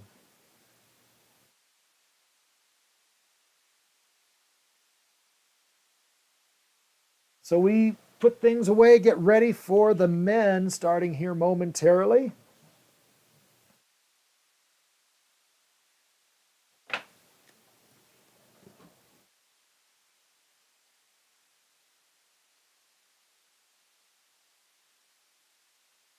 So it won't be long.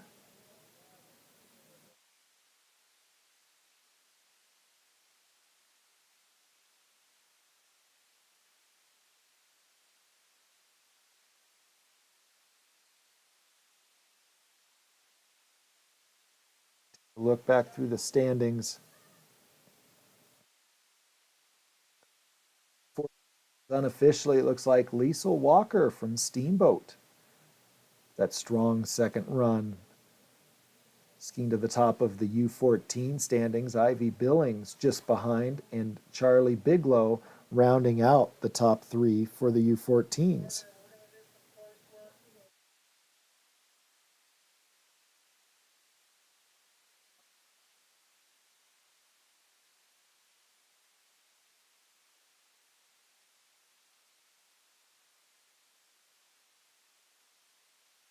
Catch that run from Liesl Walker, our U14 champion. Very strong skiing for the U14 racer out of Steamboat. Knows the hill well, running a very direct line. You see her line a little bit low there. But it was fast. She was getting after it. She was confident and strong on this difficult course. So congratulations to Liesl for that U14 win. We're going to sign out for a few moments as we get the course ready for the men. Thanks for tuning in, and don't go far. We're going to be underway with the men's second run here in just a few moments.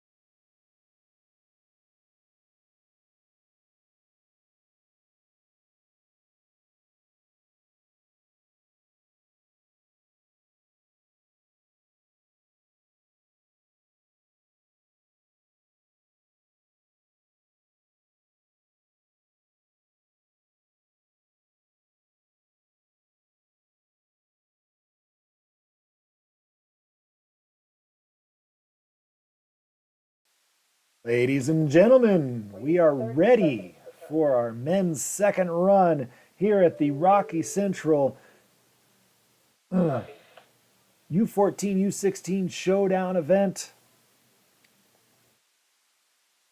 So happy that you're here to enjoy this fine racing with us. It really has been a great 3 days of racing. These fine racers from the 18-state Rocky Central region competing on the NCAA championship slopes from last year. First race in the books at Dartmouth Skiway for this year's NCAA championships. Local boy Bodie Flanagan doing well, finishing in third place, scoring 34 points for Boston College. Those will be the only Alpine points scored for Boston College today, because Bodie's the only representative of Boston College at the NCAA championships. But congratulations to Bodie. That's really a fine, impressive result and a capstone to what's been a great year for him.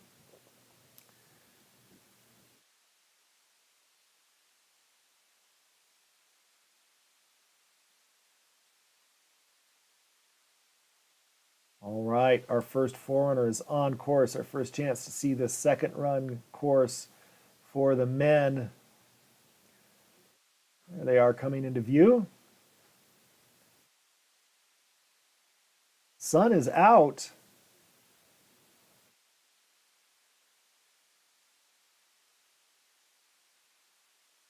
Which is nice to see. The second run course set will be interesting, set by Winter Park coach Nick Zigich. It's very quick.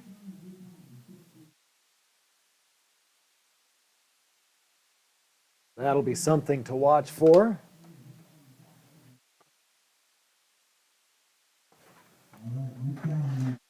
That quick tempo sometimes can lead to results being the difference between being really fast and going out. It's a fine line. We saw that not long ago at a high school race here in Steamboat, a second run course set that was very quick in the fall line. There was some carnage, but there were also some really brilliant fast runs. This is an example of how it can be done well. Good job from our forerunner. A couple of our local U14s forerunning today, so thanks to them. Doing a good job. And now Griffin Brown in the start. Griffin Brown from Team Gilboa will be kicking things off. He's a U14 racer, and with this good start position in the second run, Griffin Brown could contend for one of the top spots for the U14s. He's got some time to gain, but we saw with the women that it was hard for the women to keep up at the end of the field with their counterparts that ran early in the race. So Griffin Brown from Team Gilboa, now on course. He's got some local ties. His aunt, Catherine Paul, formerly Brown, lives here in Steamboat with her husband, Joe Paul, who's the head U14 coach at the Steamboat Springs Winter Sports Club. So Griffin enjoying the family here in Steamboat as he sets the pace. Griffin Brown through the finish, and Griffin has a time of 53.17. Now Hunter Wallen, fourth fastest in that first run for Hunter for the U14s. Hunter will be in the mix for sure here in the U14 competition. This will be a good test right away. Griffin Brown setting a great time. Can Hunter Wallen match it? That'll give us an indication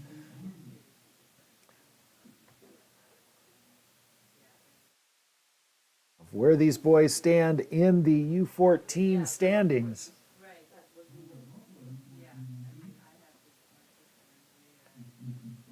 And across the line comes Hunter. Dylan Middledorf now makes his way the first U16 on course. Hunter moves into the lead. This will be fun to watch Dylan on this type of course. Dylan's always charging, and on a course like this, you see I was afraid that would happen. It's great to charge and go full gas, but on a course like this, it requires a little bit of strategy. Dylan just going full gas and not able to stay in the course. Tough break for Dylan. He's out. He had set himself up well, 5th fastest in that first run, but unfortunately couldn't match the pace with the type of intensity that Dylan skis with, the way this course is set. Arthur Wing from 4 Degrees on course right now. See how the Midwest skier handles this quick course set by Nick Zigich. In some ways, it's almost like a flush all the way down the hill. Perhaps not that extreme, but Arthur Wing getting held up by that quick tempo as well. So Griffin Green Machine Wickstrom will be our next competitor. See if he can be the first U16 to find the finish line from Team Summit. On a course like this, you've got to maintain your elevation above the gate. As soon as you start getting low, you're not going to be able to keep up with the fast pace of the course.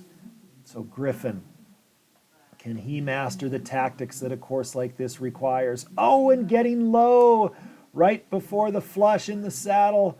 He's got to hike back up to make those turns. We've yet to see a good clean run from a U16 on this course. There definitely is going to be a shakeup in the standings.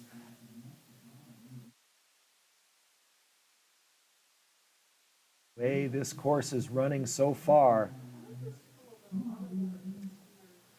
Griffin skiing nice and quick down below. It looks like fun, and it really is fun when you can ski it clean, but man, it requires precision. 53.75 the time for Griffin. He moves into the lead at the moment for the U16s. That's not going to hold up through the whole race with his hike. Arne Toland now from Eldora, getting a little bit low, coming out of the hairpin there, and Toland goes down, having to stand back up and push his way back onto the course. That's too bad for Toland. He was our leader after the first run for the U14s. But I tell you what, it's still possible for him to maintain a pretty high position. He got back up pretty quick. Let's see what he can do here on the lower section.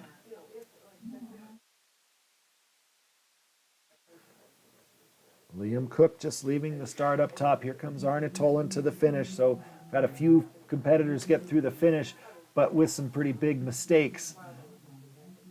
Toland with a time of 56.37 moves into second position at this point for the U14s, but many still to come as Liam Cook now from Loveland makes his way down the lower section. Cook from Loveland handling the fast tempo well on this course. A chance for Liam to make a big move. He was 13th after the first run for the U16s. That was a little bit of a mistake, but he did well not to lose too much speed. Liam Cook from Loveland down towards the finish. Here he comes to the line. Will he be setting the pace? And yes, into first place for Cook with a 47.24 on that run. But here's one to watch. Colin Caneda from Team Summit. He was 8th fastest after the first run. Caneda skiing very well. This is like a whole different dimension on the slope right now for the Team Summit racer. Look at that veteran savvy. He set that section up beautifully, Caneda did. Really smart tactics, and now he can let him run down here just quick feet and tempo through the delay. This is really smart skiing from the Team Summit racer, Colin Caneda, through the finish, and he surely is going to set the pace now. And Ryder Lanning up next. Here comes Ryder, but Caneda well out in front with a 43.96. And boy, did I like how he skied that run. Ryder Lanning, let's see what he's got. Ryder's in the thick of things as well. Lanning, the Ski and Snowboard Club Vail racer, he too, good tactics through the saddle. A little bit lower line though for Lanning, and we see how it costs him just below that gate. I thought he was in good position, but he let it run a little too early. Ryder Lanning now through the final few turns. The Ski and Snowboard Club Vail racer moving into second with the 46.21. Max Pardo next on course. Max from Team Winter Park. Maybe he's trained these courses a bunch. Nick Zigich, the coach there at Winter Park, type of course I enjoyed skiing, the quick tempo down the fall line.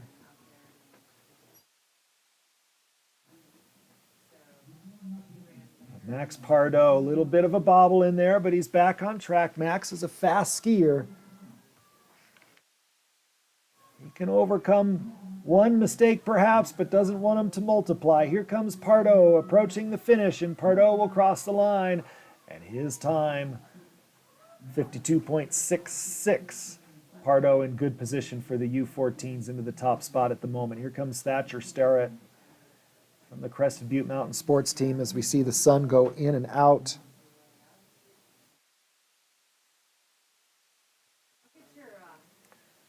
Starrett. He's liking the quick course. I like the tempo of his skiing.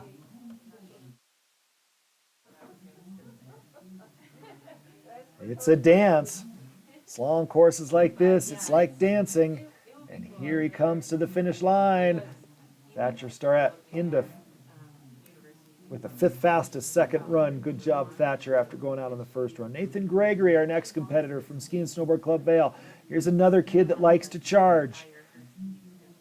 It could be brilliant or it could be disaster with this approach on this course. And we've seen disaster more often than brilliant with that approach, I just have to say. So Gregory flies out of the course and back in.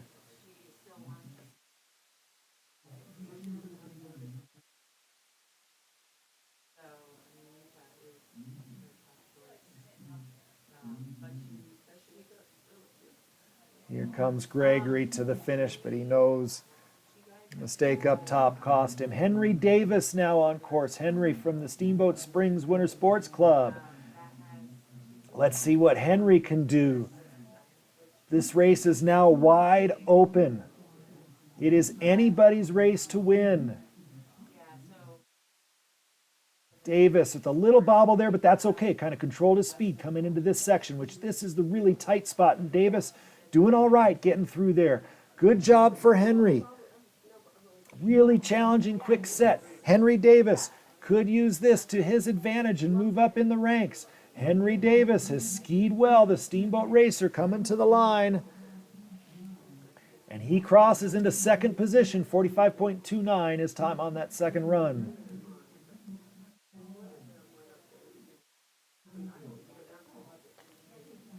All right, here comes Finn Mulligan from Team Afton. Went out on that first run, a little bit of bad luck for him. Now in run 2, he's looking to put down a fast time and enjoy the quick tempo of this course. Slalom skiing's fun. Would always want to see that next chance to run it. So good job, Finn. 5th fastest on that second run for Finn, 48.57. Here comes Keegan Austin from the Steamboat Springs Winter Sports Club. Keegan 10th fastest after the first run. An opportunity, again, we talked about it, an opportunity for him to make a move.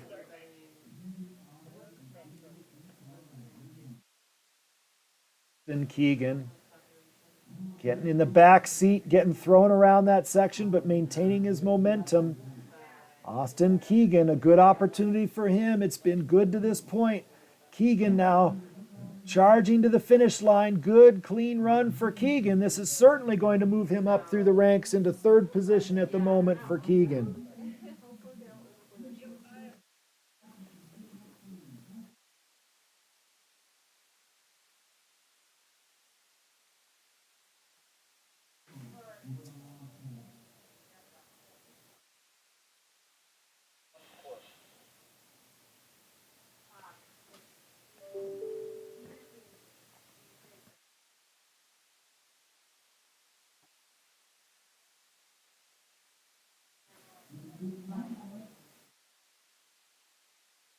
All right, here comes Connick Pearl from Taos.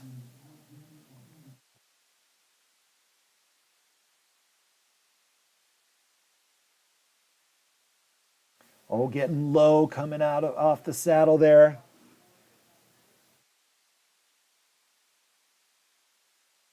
Connick getting it back on track. Lower part of the second pitch. Through the banana, Connick Pearl. Crosses the finish.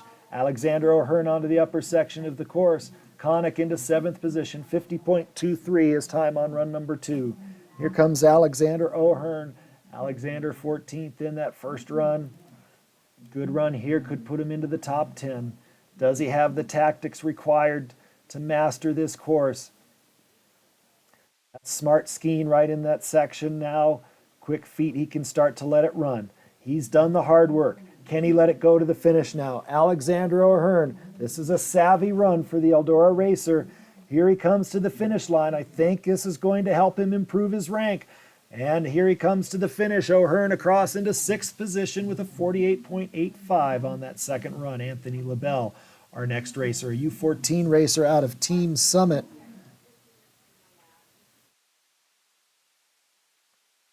Bell looking quick on that upper section. Skiing for the Team Summit U14 nicely through the flush at the saddle. Setting these turns up well, tight on the poles. Very impressive skiing for the Team Summit racer.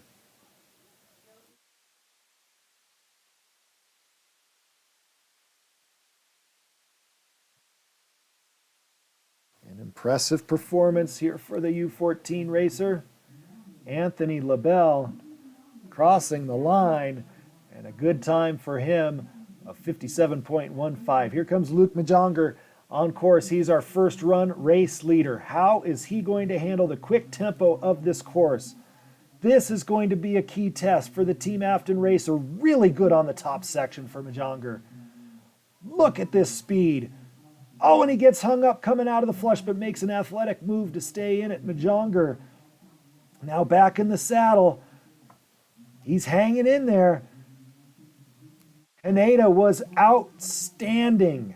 He's in the lead right now at the finish. Can Majonger take over the lead? It's been a good run, and in fact he does. Luke Majonger with the fastest second run, fastest overall.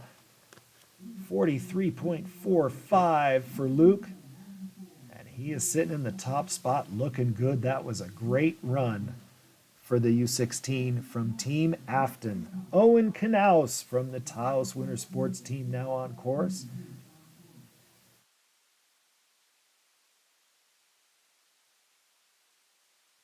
Owen doing a nice job navigating his way through these turns.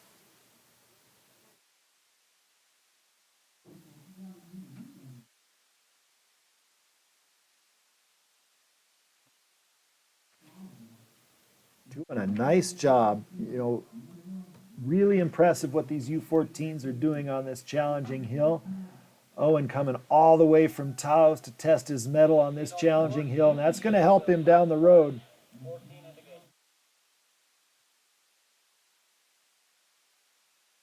Well done for him. Lucas Roseberry now on course. Lucas from the Aspen Valley Ski and Snowboard Club.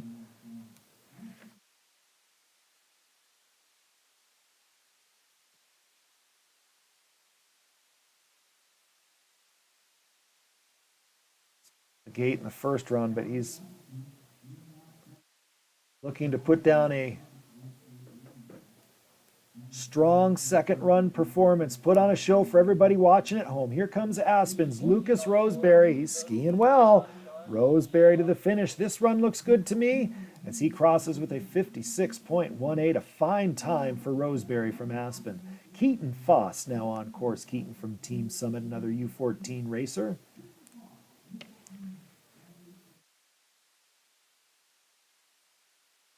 Oh, and some trouble for Keaton. Couldn't tell what happened in there, but Foss going out. A tough break for him. So we go back to the top. Parker Belts will be our next racer from the Buck Hill Ski Team.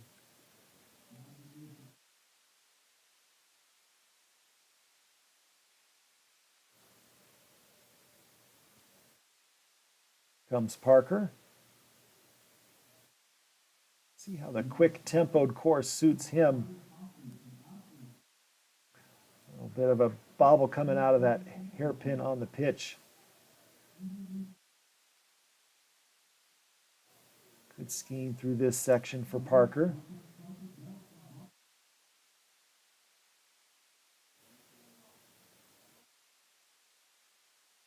Dancing through these slalom poles. Buck Hill racers always find slalom skiers, and Parker no exception as he makes his way to the finish, crossing with a 52.29. Carter Hausman now on course. He was 9th fastest in the first run. Races for the Osblick ski team just outside of Milwaukee, Wisconsin. Carter was looking good on that upper section, but the line was getting low, so that quick hairpin caught him. He's back on track now. Now the quick flush, and Carter could not match the tempo of this course. Tough break for Carter as he skis out. Not how he wanted to finish his Rocky Central Showdown races. But he did have some fine runs while he was here. Colt Johnson now from the 4 Degrees ski team on course. Colt going out in the first run. Happy to see him racing in the second run. Looking to put on a show for the crowd back in Minnesota, eagerly watching on their TVs, computers, and phones. Colt Johnson skiing well through the saddle. Good strong turns. This course to Johnson's liking. Looking good here for the 4 Degrees skier, the crowd cheering him on. Here comes Colt Johnson to the finish. It's been a good run and a good performance for him. 49.08, a top 10 time on that second run for Colt Johnson. Here comes Forrest Olson now from the Telluride Ski and Snowboard Club. Forrest, a U14 racer. Jacob Humbert in the start.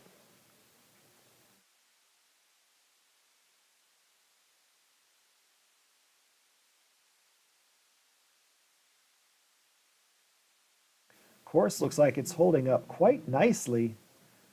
Talked about it earlier. The slippers have had their work cut out for them, getting the sugary layer on top off, but the layer underneath looks like it's holding up very well. Forrest Olson taking advantage. The Telluride U14 doing a fine job here on the lower section of the course. Into the finish he comes and across. Forrest with a time of 57.28. Well done for the U14 from Telluride. Here comes Jacob Humbert from Team Afton. Jacob in 4th after the first run. This is going to be a run to watch. A different tempo on this course. It suits a different type of skier.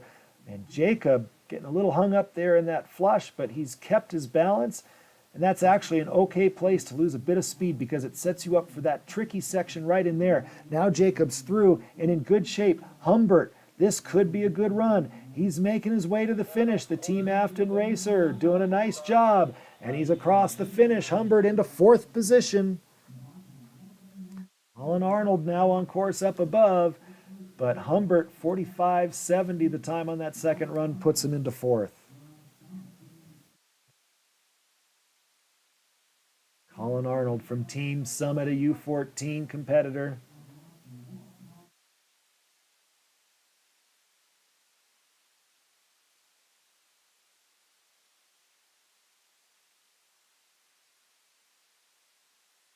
Carving his way through those gates, the quick tempo. Tough to keep up for the U14 racer, but he's doing a good job.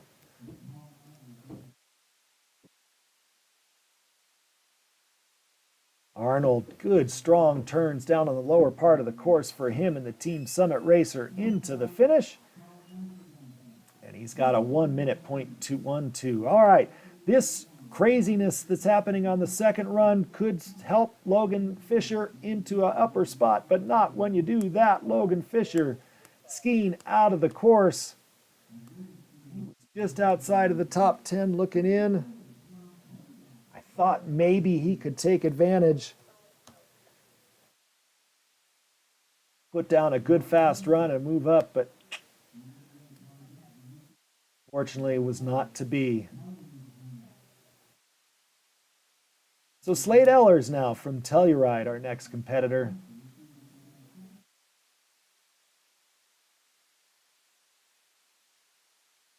When Slade going down.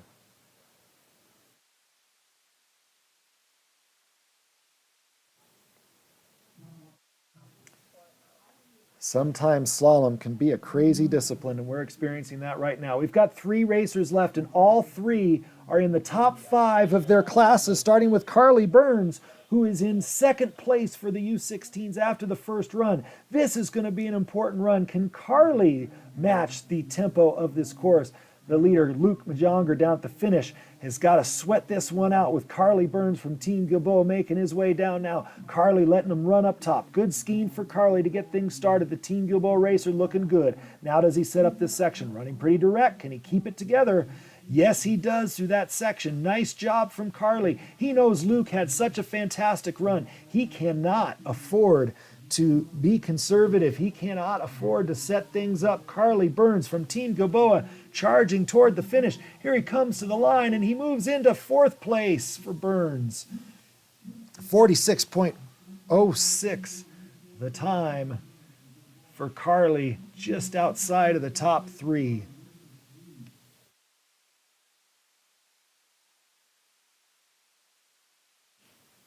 So Sam Carlson from Team Summit will be our next racer. Sam currently sitting in 5th position for the U14s. Can Sam put down a good run from the back? A good clean course on run number 1. This is a little different style of set for Carlson.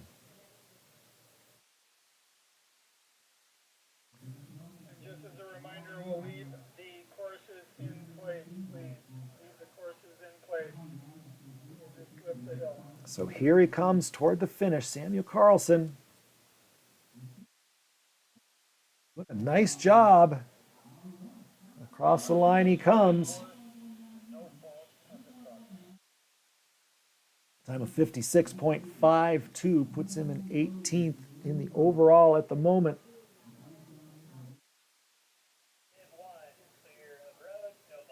As Cameron Lowe now coming into view. Cameron, 3rd fastest for the U14s after run number 1 from Winter Park. Very important run for Cameron. What can he do with this quick course set by the Winter Park coach, Nick Zigich? Lowe's got quick feet. You see those fluorescent green shin guards moving back and forth quickly down the hill. Cameron Lowe, a good opportunity for the Winter Park racer. Punch one in there and have a great result here today at these Rocky Central U14, U16 Showdown races. It's slalom time. Our last racer is through the finish. Cameron Lowe with a nice run, 55.32 the time for Cameron. And that puts him unofficially in 4th position for the U14s. What an impressive show of racing. Great work, everybody. Thank you, everybody, for a great series. What a crazy, crazy run. That was fun. Who knew what was going to happen? The conditions really interesting, and the course set made it fun. A little bit different type of set, challenging for the racers. Let's see how they did as we look back at our top 3. It was Henry Davis finishing in 3rd place, the Steamboat racer using his home hill knowledge to master this 2nd run course for him. That was really cool to see. So Henry Davis skiing well, unofficially our 3rd place finisher.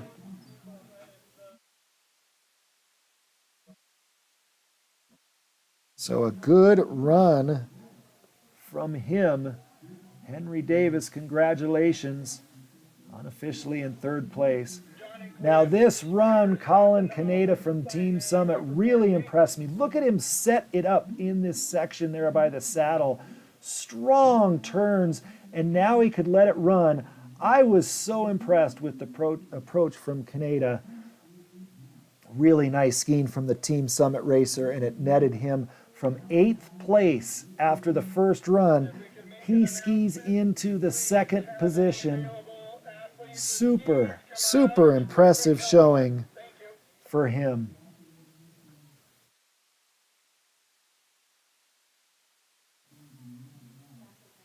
But then from Team Afton, it was none other than Luke Majonger getting stuck coming out of that flush and making a super athletic recovery move. to get back on track, and it was an okay place to make a mistake because it actually helped control his speed going into that next section, which he skied so well. Luke Majonger from Team Afton, just really good stuff from top to bottom. We watch his lower section now. Just fine skiing for the Team Afton racer, and a well-deserved win for him, wrapping things up here at the Rocky Central U16 and U14 Showdown.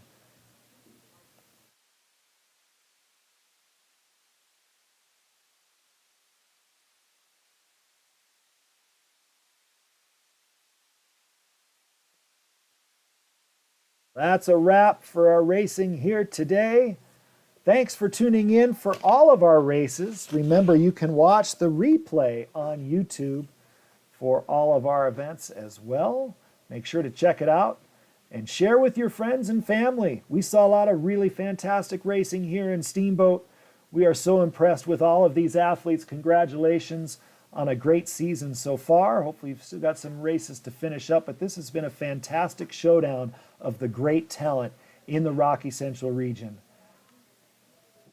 From Steamboat Springs, Colorado, this is John Nolting signing off.